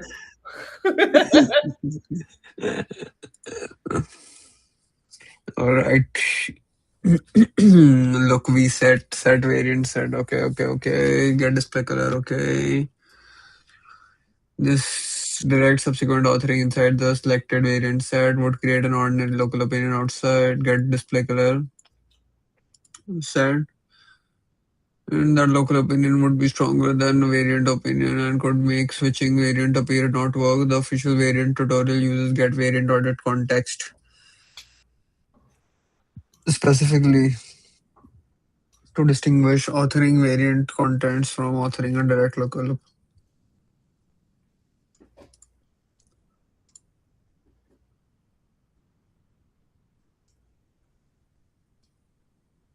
Oh, so this is important, bro. Mm. Yeah, variant edit context. I do recall it. We Get have seen a edit. lot of examples and questions when we were preparing earlier. Get variant edit context. For that, you have to first define variant sets and onto the variable. Yes, yeah, yeah. Without variant edit context,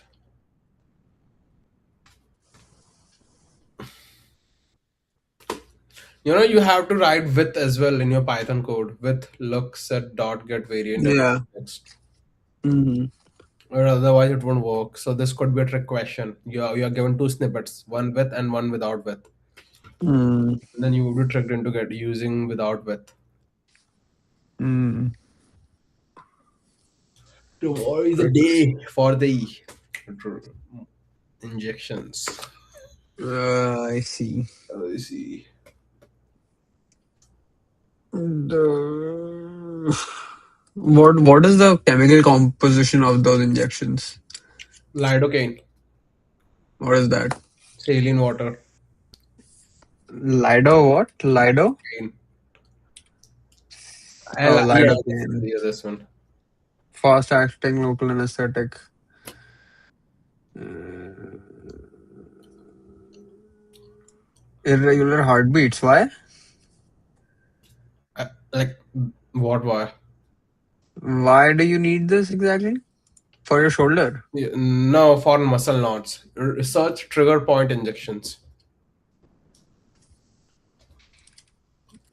Yeah. No, that was the first thing.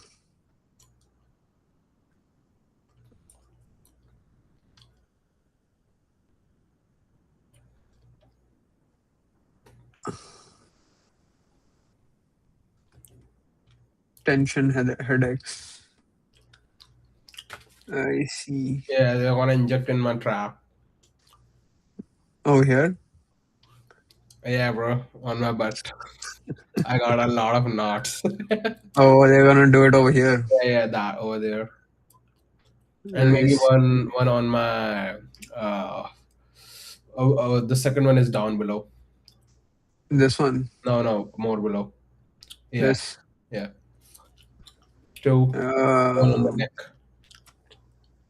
one in the neck. Yeah, on the right hand side. Oh, yeah. Yeah. And what is that gonna do? It's gonna give you what? It's gonna release that contracted muscle. But that is gonna be temporarily, right? Or is it gonna be permanent? Yeah, and then I would keep carry on working out and doing my rehab. Mm-hmm. So it will, so if I don't use it, it's still gonna, so like I will still have to do the rehab, but it's like it will help me to fast pace my recovery. Mm-hmm. That's the only goal.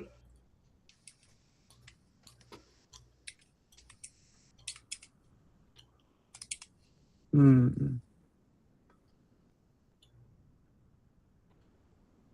So that I can start swimming from first. That is my goal. I see. And do you need to take any medication after that? No, nothing. It's like basically you're putting a needle inside your muscles. That's it. Muscle clenching. Yeah, I see. All the best, bro. yeah, bro. Set display color. Okay.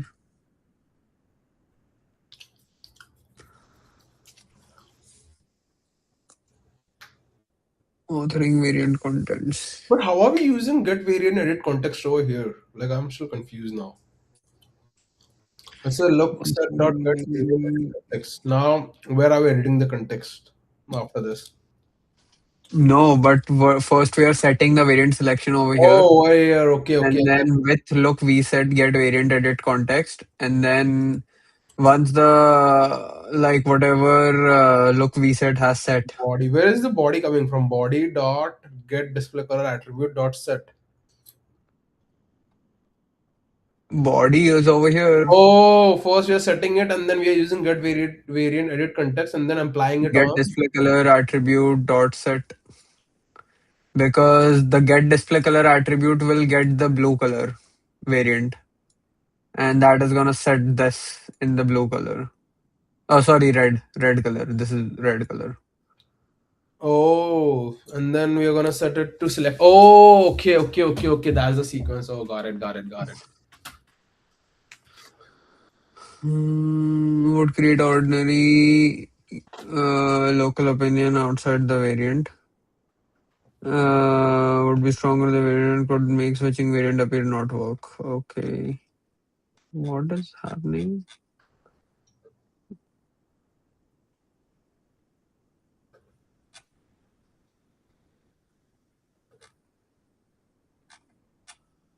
The fuck is it answering? Okay, and then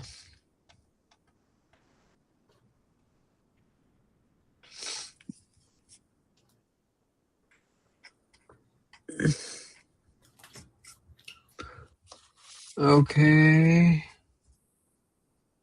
So this is gonna result in USD getting created for colors inside the variant selection. And then conceptually that did target maps, composed path, car body, primvas, display color, selected variant target looks red, authored spec location looks red. Okay.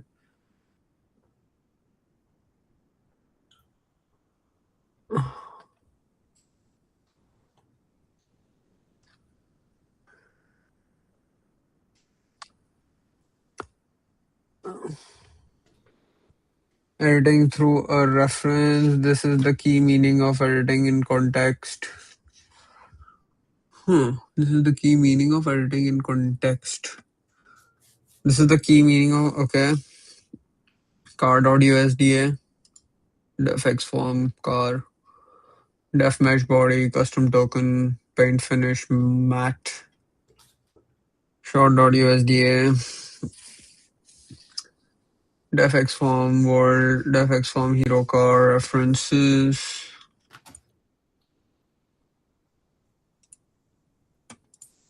Okay. So car.usda, okay, on the short stage, you see world. world, hero car, and then body. But the source less stores those prims as car and body. Mm-hmm. So these are different namespaces: world car, world hero, reference layer path car, world hero car body, and then car body. World hero car and then body.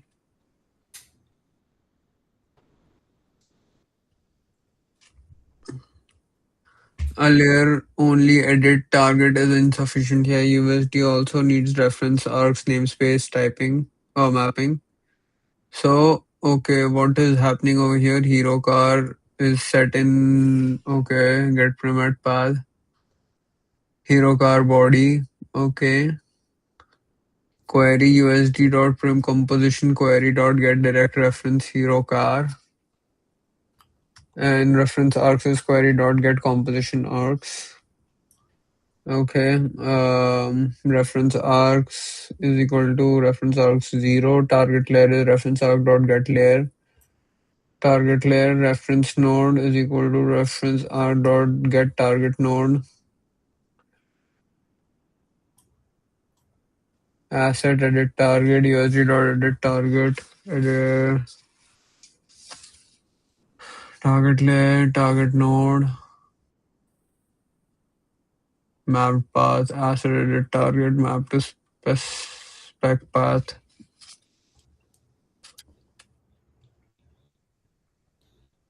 What happens? You manipulate this composed object. World hero car body, but that the target maps to this.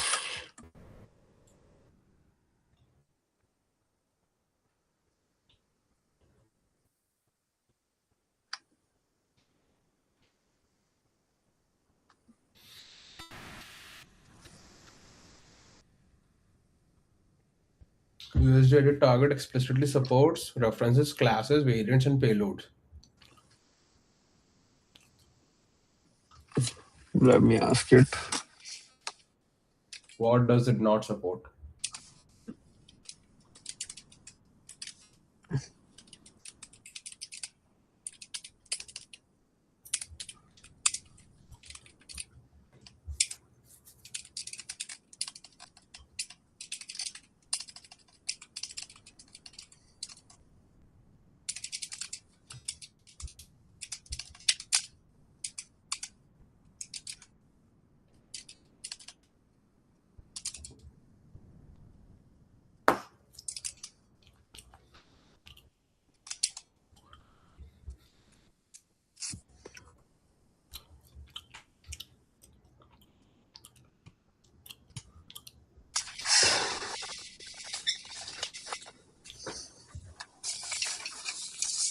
I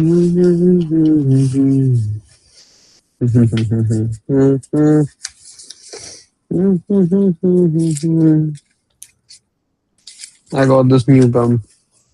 What? This gum is really good. Respawn. Respawn. Yeah. Wait. By Razer. What the fuck? Respawn. Dude, for me, this one works best. Where is it?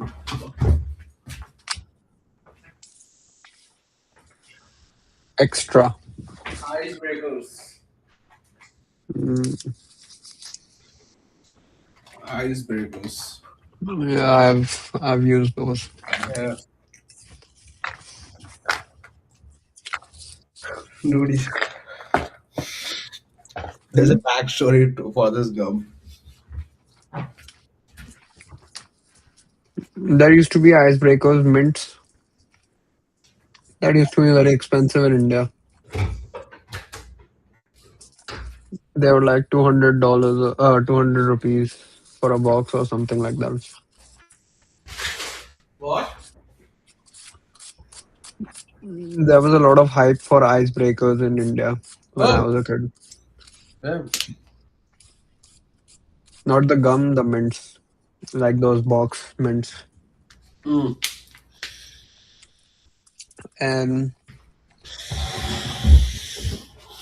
Anybody who used to bring those was the king for that day Wow. in the school, you know. Wow.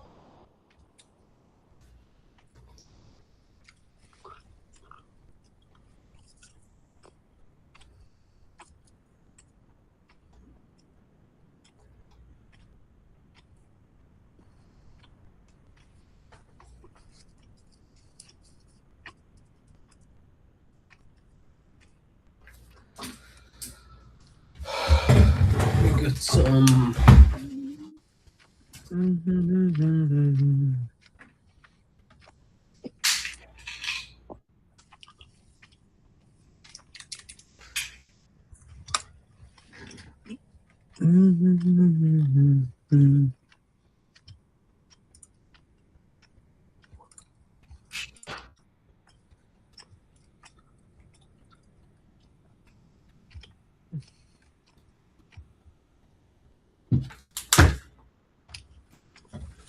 Bro, look at this. They've given some Git's documentation, like README as documentation as well, Markdown. Asset structure guidelines over here. I don't know what we need to read from this.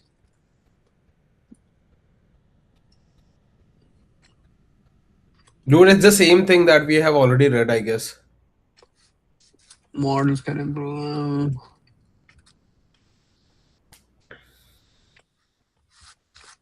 Draw mode. Five possible options. Let me just note that draw mode down for the options so that in case we have a multiple choice of what modes does draw mode have or options does draw mode have. That is origin, bounds, cards, default, and the last one is inherited. Yay!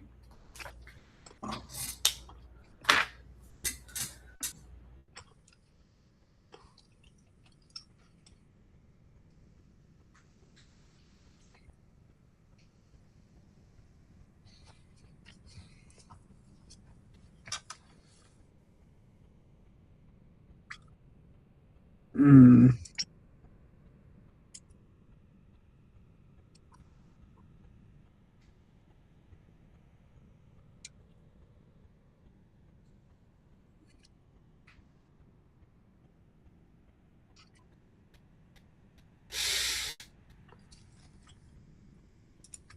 mm.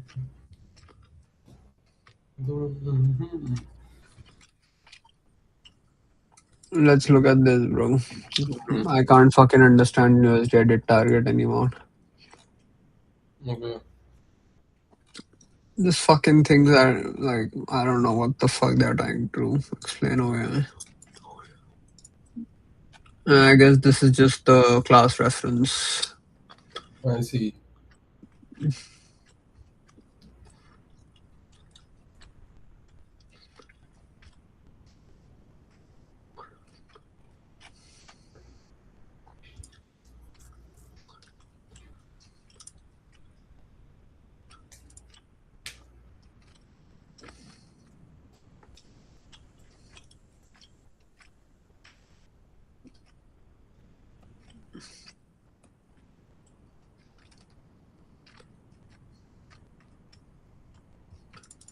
This is important as well.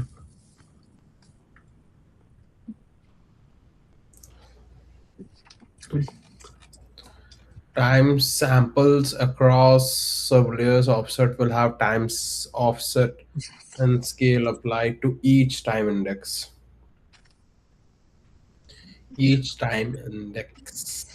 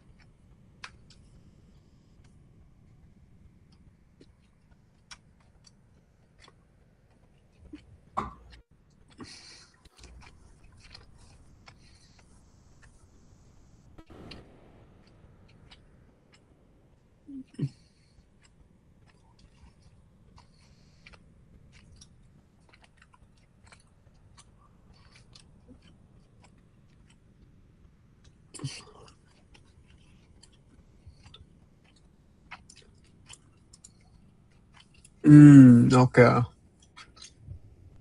Mm.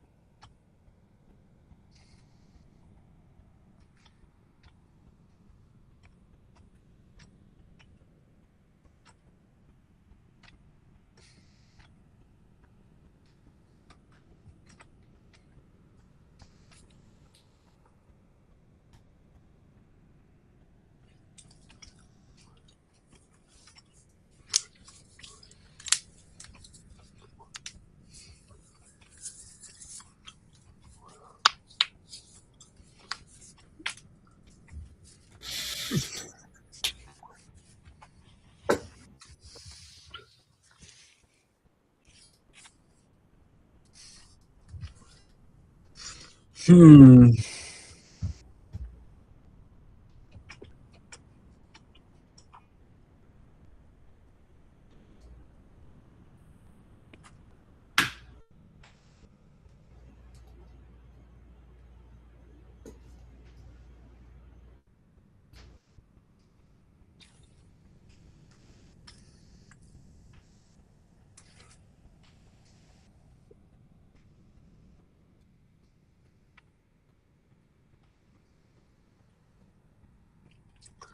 Okay, if you're given a question Mm-hmm. that we are going to use flatten layer stack, Mm-hmm.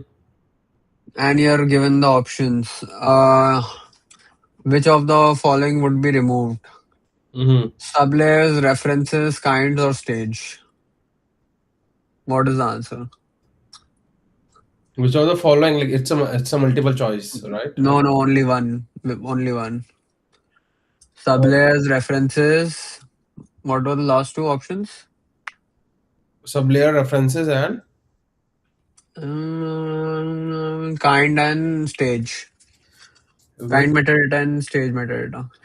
okay, kind metadata and stage metadata.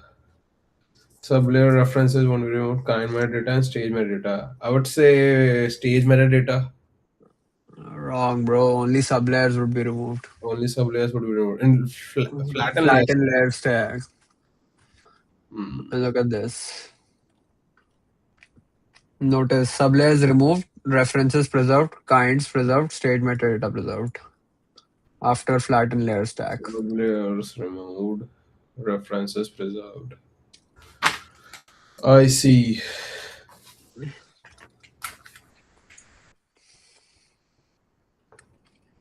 For flatten, just flatten, only the composition arcs will be removed.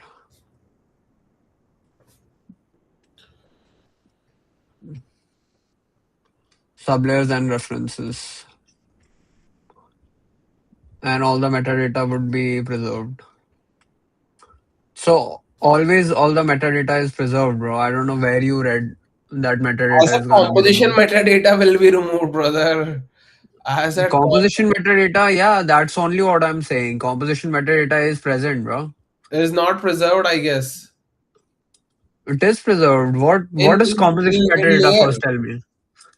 What is composition metadata? metadatum that you can add like additional information that you Append have. references, stuff like that. No, those Is will be that arcs. Those will be arcs, not metadata. then? What is metadata? Composition metadata.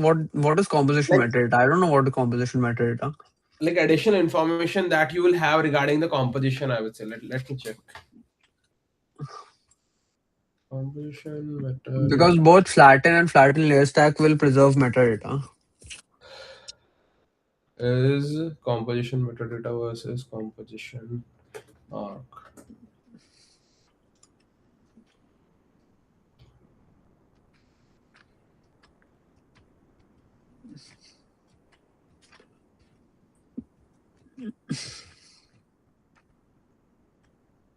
Dude, composition metadata is instance equal to true. Just that. Yes, or is the prim active and active? Those kind of things are composition metadata. And composition arcs are the thing that we were talking about earlier. That is references, payload, variants, and inherits. So basically, metadata dictates the condition of the stage. For instance, by setting instanceable equal to true on a prim, composition metadata informs USD that identical composition arcs beneath the prim should be treated as shared instance.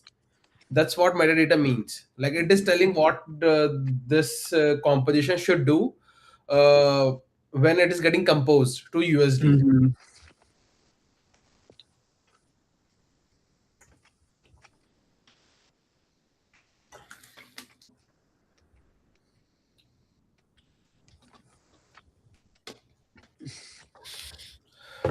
I think we should look at some code snippets as well. Hmm. That is what we're looking at. No, no, like for time samples. Like the we should ask ChatGPT to create similar kind of questions from the stream we had.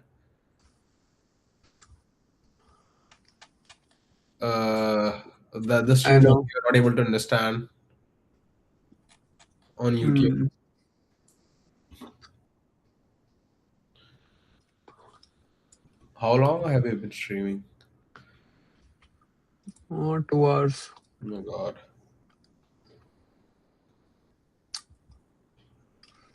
Fine, bro. What What happened? watching? 50. Hi, sir. Roman Reigns.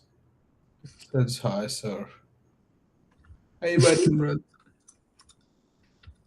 that was very long ago. Yeah, I know, I know, I know. I'm just He messing. might have even.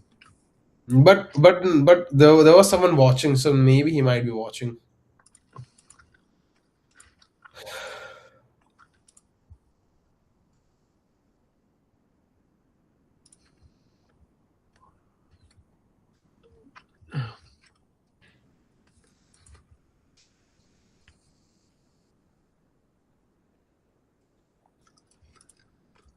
The Trent twins have opened a new gym. Where? In New York? No, not here. I don't know wherever they live. It's Oh, called the live. Trend Den. Trend then. Damn. I don't know where that is. Trend Den.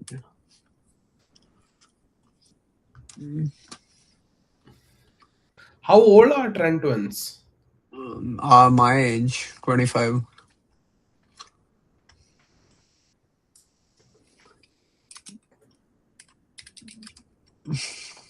Damn. Yeah, 25. Dude, I know for some reason I think Well, they might die early. oh, for sure. They are gonna die early. Like Rich. What was it, the guy named Rich? Piana. Dude, that guy also died Yeah, early. I know, bro. Oh shit, they are even younger than me. These guys are born in 2001.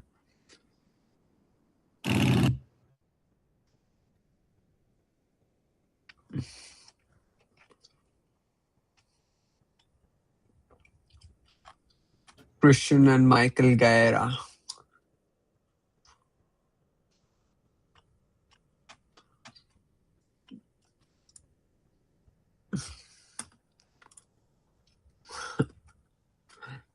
As soon as I started talking about Trent twins, there were 3 people watching the stream. No, one of them is me. Mm. All right, bro. Why the fuck does it not?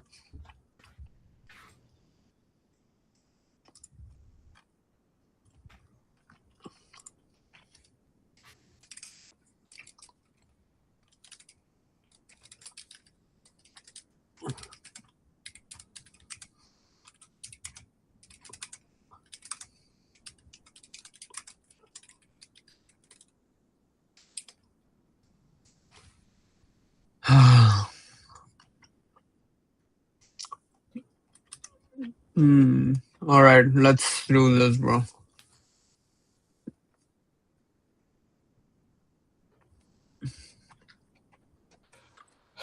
Okay, so for example, remember this velocity let USD compute positions between author time samples without interpolating between two possibly incompatible point array. They are especially important when topologies change over time, but they are used only when points and velocity time samples align. Uh, okay, what the fuck? Go up. Yeah, what it is, geom point based prims such as mesh points and basic curves and geom point instancer can author point velocities and acceleration. USD can use these values to compute where each point or instance should be at an off sample time. Okay, at an or off sample time. Mhm. Authored point sample at frame 10, velocity, optional acceleration, computed position at frame 10.25.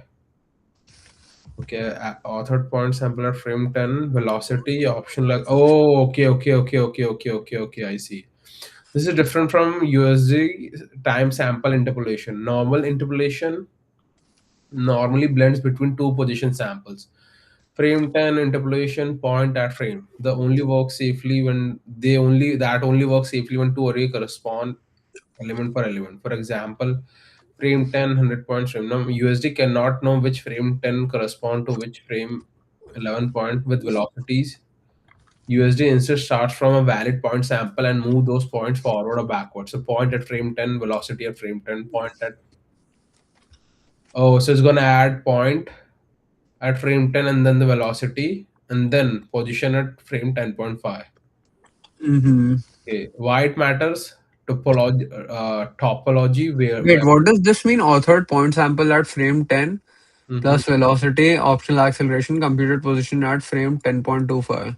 So that means if you go down, Okay, I know. Okay. why topology weighting geometry?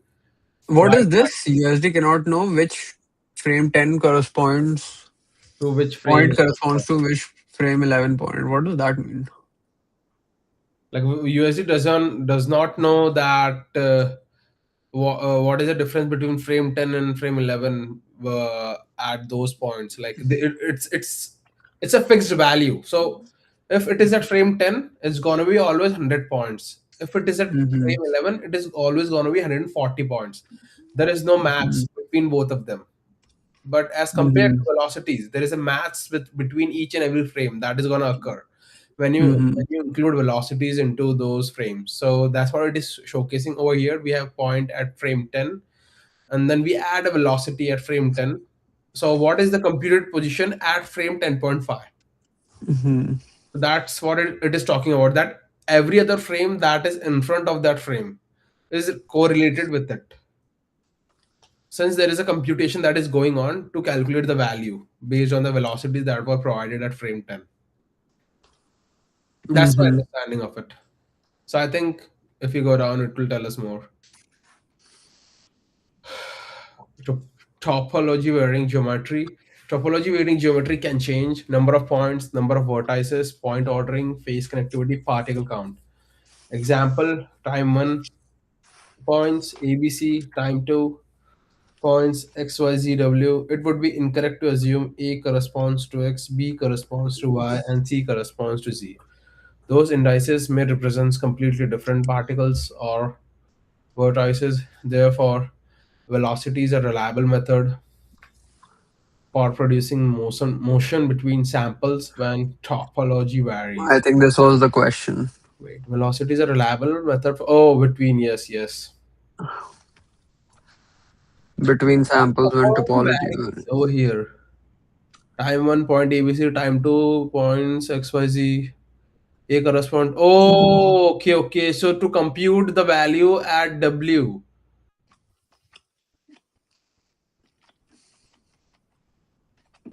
No. It would be incorrect to assume A corresponds to X. Okay.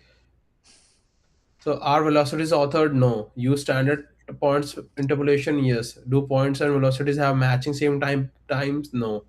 Ignore velocities, use standard point interpolation? Yes. Are acceleration authored? No. Use acceleration 0? Yes.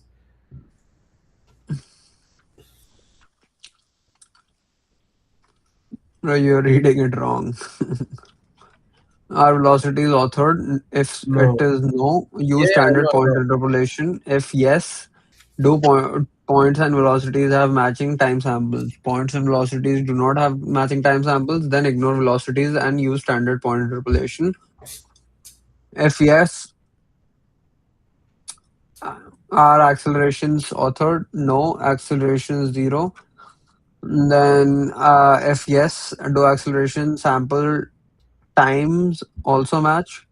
No. No, you ignore acceleration, use velocity only. Yes, use points plus velocity plus acceleration. Simplified rule table. Points only, nothing. Standard interpolation. Velocity based computation is points plus velocity. Points plus velocity is not matching. Ignore velocity, standard interpolation. Point plus matching velocity is no acceleration. Matching, use velocity. Acceleration is 0. Use all three. Okay, acceleration does not align. Velocity still aligns. Ignore acceleration. Use velocity. And then velocities do not align regardless of acceleration. Standard interpolation. Hmm, I see. What does sample time must align mean? Suppose points had samples at 0, 1, 2, 3. For velocities to be used across the intervals, velocities should have 0, 1, 2, 3. So if these are the time samples 0, 1, 2, 3, then velocity should be 0, 1, 2, 3. Point 0, 1, 2, 3, velocity 0, 1, 2, 3, incorrect 0, 1, 2, 3, 0, 1, 2.53. The extra mismatch velocity sample can invalidate velocity-based computation for affected interval. The rule is evaluated for requested interval, not necessarily for all the entire animation interval. 0 to 1 sample lines use velocity. Hmm. The rule is evaluated per requested interval, not necessarily for the entire animation. Hmm.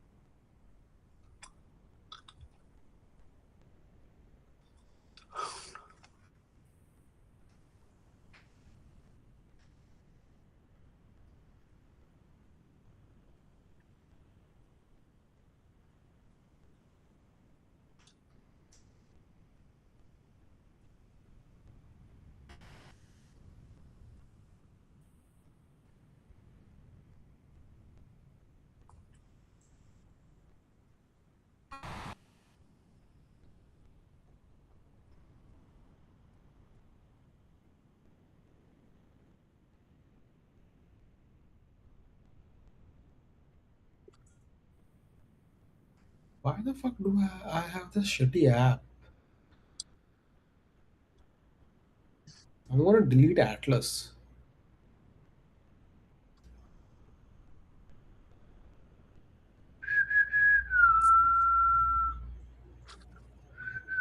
What the fuck?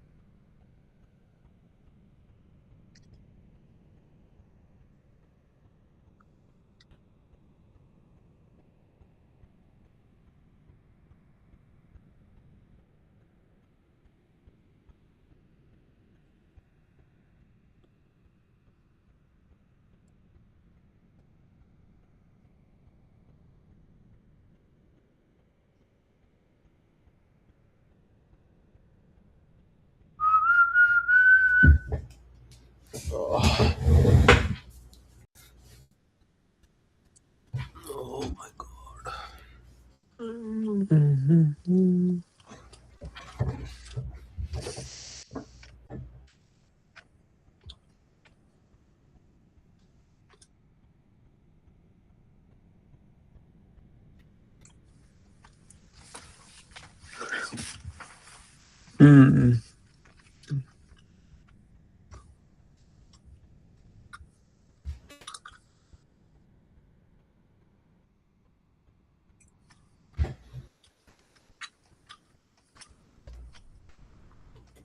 Oh, Marvel's Doomsday trailer is here. Oh damn. Avengers Doomsday only in theaters December 18, 2026. Dude, I recall that Avengers was launched in Hindi in India. Sholay And बने अंगारे. yes, Shole Bane Angare. So, Bro, I was there in 2011 when the first time Avengers came. uh-huh. Yeah, I went to watch Avengers with my family friend, and he was like, "Let's watch it in Hindi." I'm like, "Fuck no, fuck you. I I will think watch it separately. I, I I will did not I did I watch." did watch a couple of movies. Like I did watch Avengers in Hindi initially. Uh, Hmm. I did watch Iron Man 1 in Hindi, and dude, it talked about like Urja, Urja shit. Urja is at 90%. कवच की क्षमता टूट रही है. The fuck.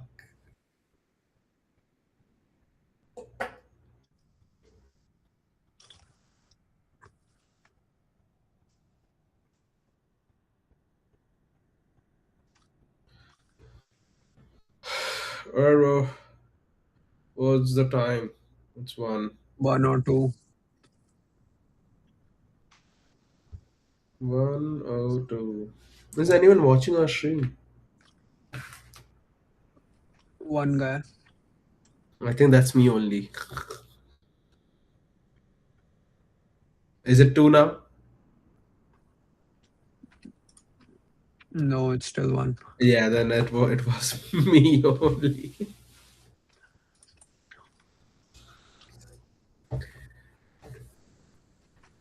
Alright, bro. Uh, Mm, yeah, where okay, where we are is the velocities completed or like not? bro, no. Oh Let's no. complete this at least. Yeah. Okay, yeah, that's what I was trying to focus on. Okay, so yeah. Where were we? Okay, yeah. What does time sample line mean? So basically, suppose points have sample this blah blah blah points velocities. The extra or mismatched velocity sample can invalidate velocity-based computation for the affected interval. The rule is evaluated for requested interval, not necessarily for the entire animation. Interval zero one. Interval 0, 1, sample a line, use velocity, use 2, 3, mismatch 2. Mhm. Standard interpolation for Oh, the rule is evaluated per requested interval, not necessarily for the entire animation. This is important. the rule is requested standard interpolation. When user cannot use velocities, it returns to its normal behavior.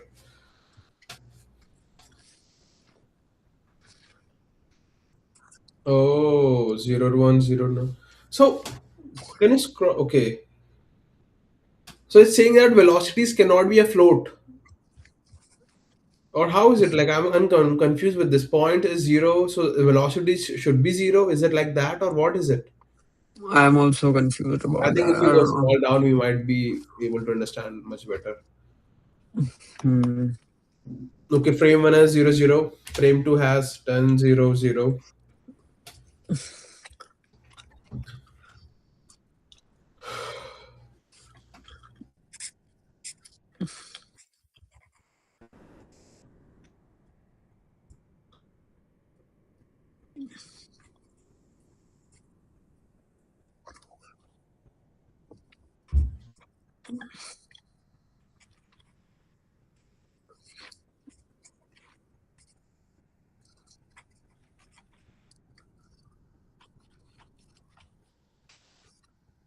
Perfected interval.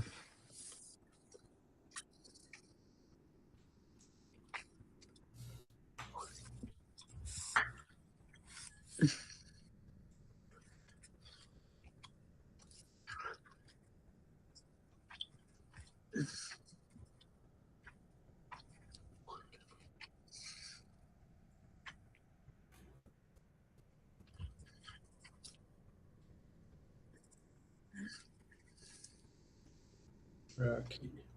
Rocky.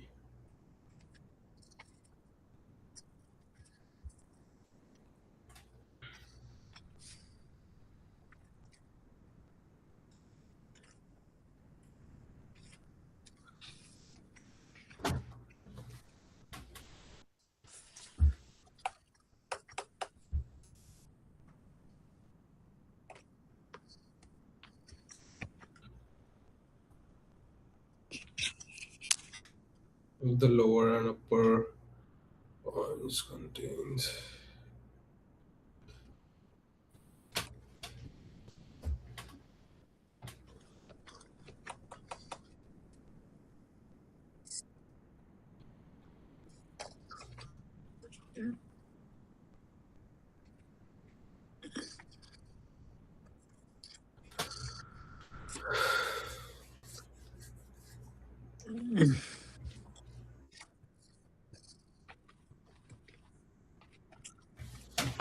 Oh, fuck.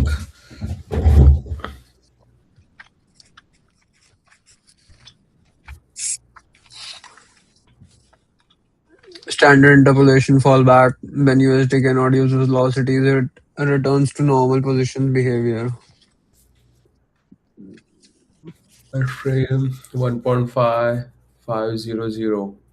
USD cannot use velocity, it returns to normal position behavior. Same number of elements if the lower and upper points sample contains the same number of points at frame 1.5.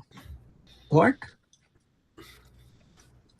Frame 1 and 2, so frame 1.5. Oh, linear interpolation.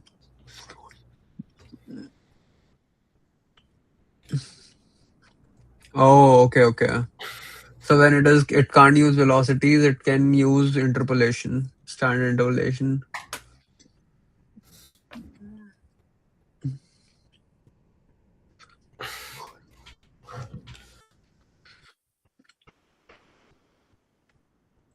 Mm-hmm.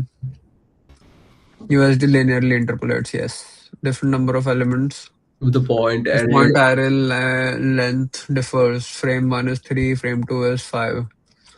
USD cannot interpolate the arrays, it uses lower, earlier sample. Query at frame 1.5, use frame 1 points. Behaves like a hold for that interval. Hmm.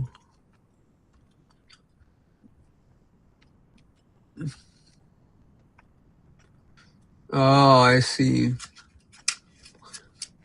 When the sample Oh, aligns. can you go? Wait. Yeah. Frame 1, 3 point, you cannot. Okay. It uses lower query. So query at frame uses frame 1 point. This behaves like a hold for an. Okay. And new position equal to base position plus velocity into elapsed time plus half. Is it half or what? Into acceleration. Where? Like in the formula.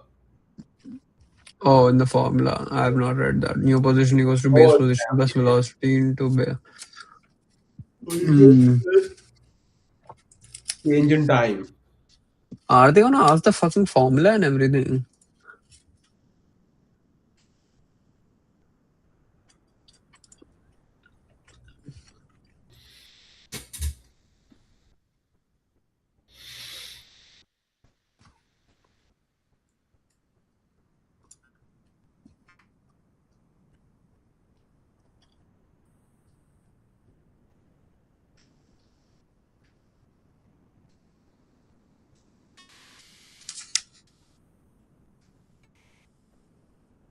Yes, there is formulas. Damn.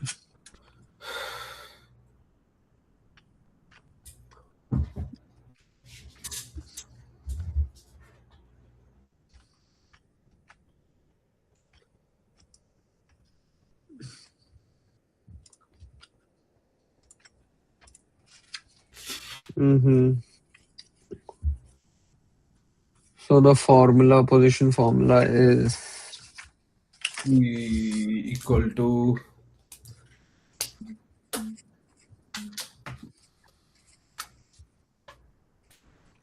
velocities. E equal to position. plus change in time into, elapsed time. yeah, that's plus zero point 0.5 into acceleration into time. Position plus Wait, velocity. oh, time square. It's time square. My bad. Acceleration. So P0 time is elapsed time is second. Why time code per second matters? So the new position is calculated based on the base position plus the velocity into elapsed time into point four plus. Okay. Oh, okay. Oh, I see. Either you put delta T outside or delta or T in.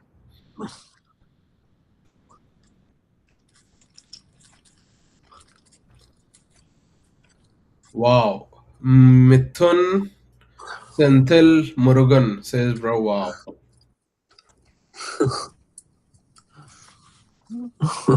I think Thumbnail is super.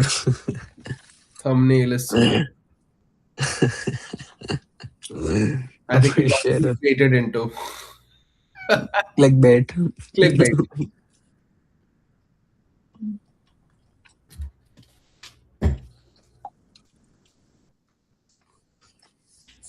Soon, bro. Soon. Thumbnail is gonna match.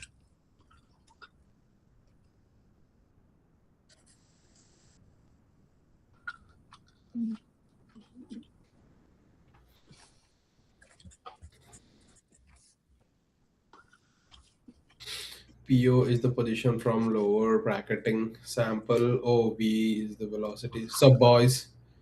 Oh, your bro is over here. This bitch ass. Get off YouTube, bro.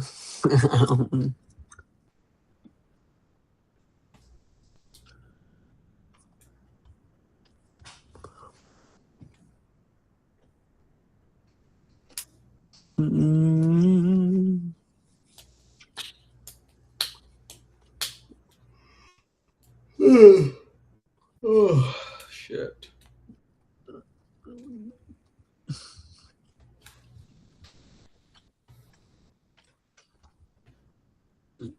0.5 delta TA.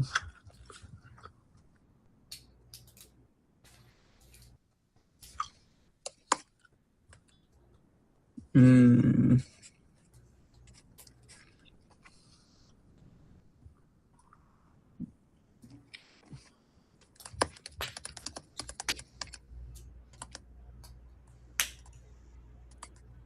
I think people in India have started clicking on the video now for Oh yeah, views. the shitting and watching on.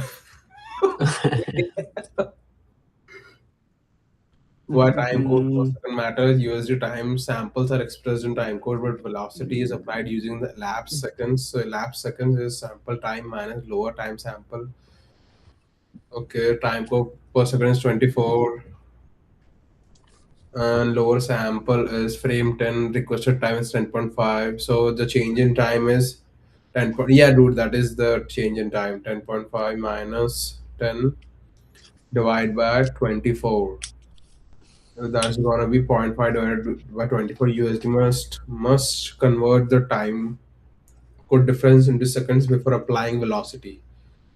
Oh, USD must convert. So okay, USD is doing this in background. So it's 10.5 minus 10 divided by 24, and then okay. So that but I still don't get it. What's the correlation of points and velocities over there? let's go down, bro. It's really long. Let's go down. Okay. You have Elapsed a time is numeric sample time minus lower time plus example. time code per second. You have What? a numeric example below, so I think we might be able to see over there. Wait. USD time samples are expressed in time codes, but velocity is applied using elapsed seconds.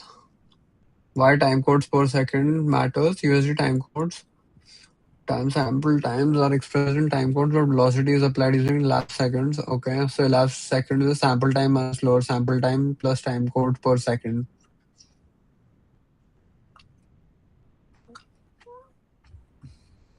Suppose time codes per second is 24. So 1 second is equal to 24 frames.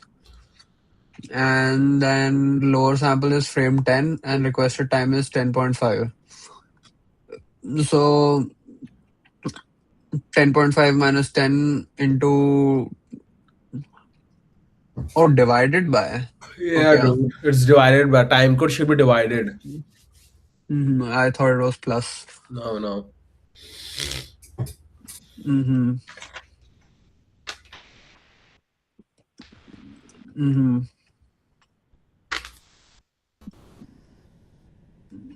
That's gonna be zero point 0.5 by 24 seconds. 1 by 48th of a second. USD must convert the time code difference into seconds before applying velocity. Position, okay, let's see. Position at frame 10. Velocity is 2400 units per second. Time codes per second is 24. Requested time is 10.5. Acceleration is 0. So delta t is zero point 0.5 into 24. That we know. Uh, First calculate. What? But how is it defining the final frame? dude, that is a Oh, requested position. frame, Oh, not sorry, sorry, not. sorry. That's it. That Position at frame 10. My bad. Okay. yeah. And then delta t is this that we know. Then p is equal to p0 plus delta t. So 0, comma 0, comma 0 plus 0 0.5 into. The maths. Mhm. So that's going to be position is going to be zero point 0.5, comma zero point 0.5, comma 0, comma 0. Okay. Okay. New USD style example. Def points particles 0.3f points dot time sample 1 2. So 1 at 1 time code is this. 2 time code is this. Vector 3f is for velocity's time sample is this. Okay, that is velocity's time sample. So point sample is 1 2 and velocity sample is 1 2. The sample time aligns. So USD can use velocities for off sample posing. Incorrect sampling. Okay, so this is incorrect sampling and here 1 2. Sampling does not allow USD fallback to normal position interpolation. Okay. Huh. Single requested position versus motion blur range. Okay, now I get it. What this means. Yes. Hmm.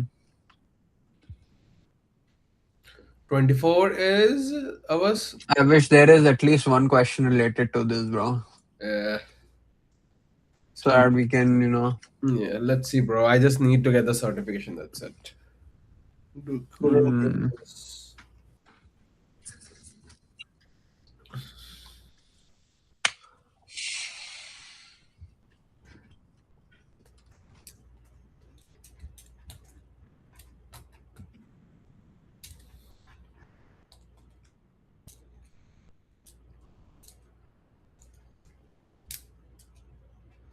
Sampling does not align. USD fallback. Normal position interpolation as through the velocities were not authored.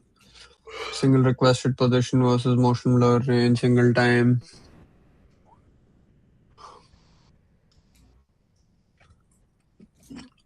For an application such as USD view, USD may compute one position at one requested subframe. Requested time 10.25.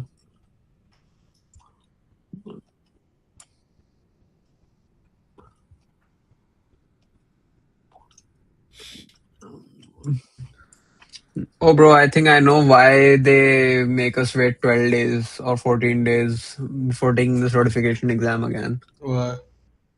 They might change the paper after 14 days. Dude, we already know. We already had this discussion last time. What? Earlier. You know when we when Uh, we failed the exam, and then on that day only we discussed the same thing that that's the mm, reason they will force us to take the exam like in 14 days because they will change the question set. I see. But the thing is, we got the gist. Like it won't change a lot. The questions will Hmm. be here and there. Maybe, Let's see. yeah.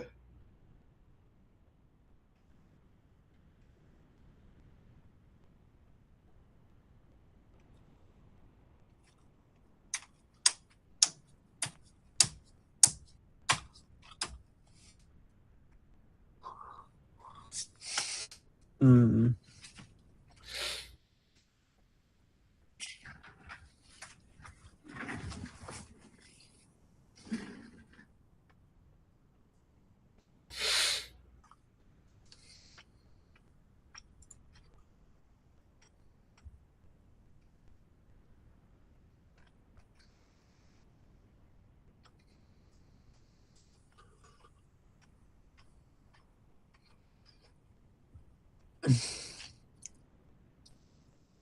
So, Hmm.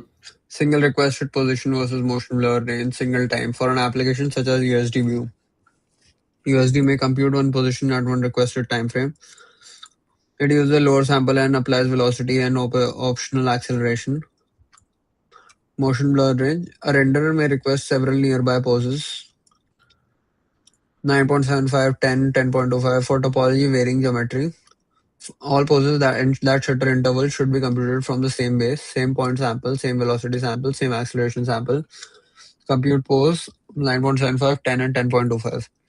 This prevents the renderer from switching to a different topology in the middle of the one motion blur interval. For the exam key phrases, motion blur samples within one interval uses the same sample topology and motion data. Hmm.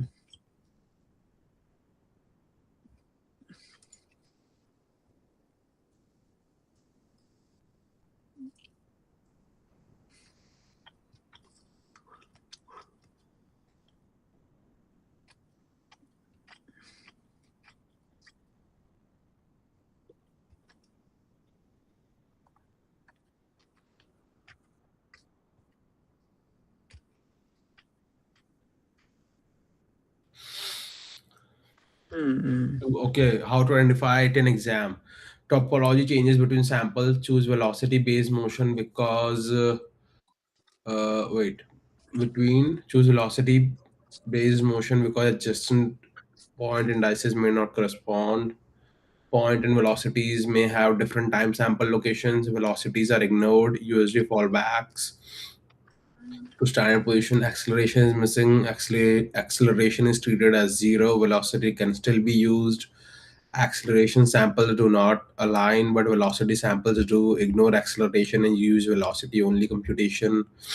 Point array lengths differ and velocity cannot be used. Use lower or earlier sample rather than blending. Y divided by time code per second to convert elapsed time code into seconds before applying velocity and acceleration.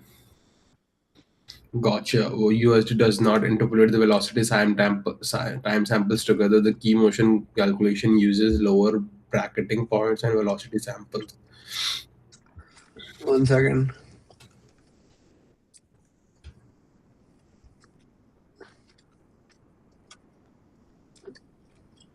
I think this is the main velocities and accelerations compute of sample position for USD geom point based USD geom point instancer.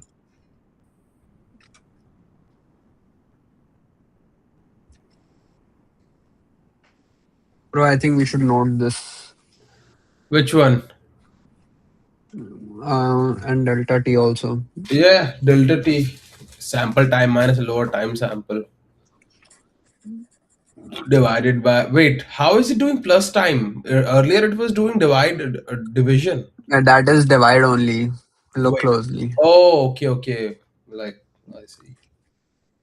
Sample time minus lower sample time divide by time code per second.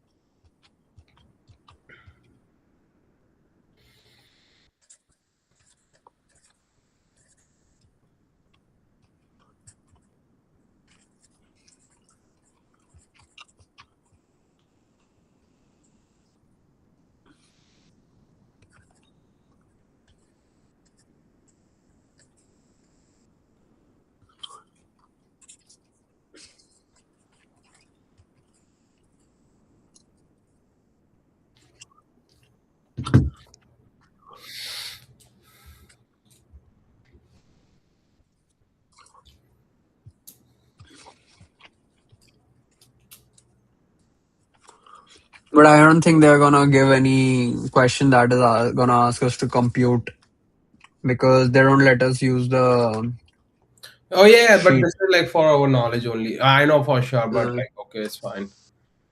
mm, Bro. Yeah, let's wrap this up. My RAM is starting to compact. um,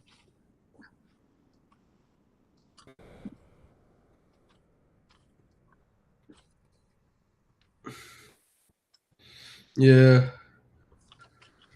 Tiger's family is coming this weekend. 1 second. Let me wrap up the stream first. Yeah. Acceleration times do not match. Ignore acceleration.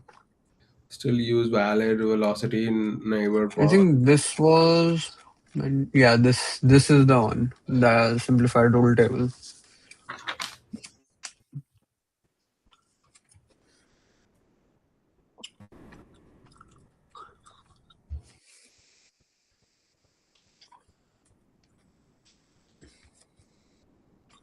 Velocity based computation.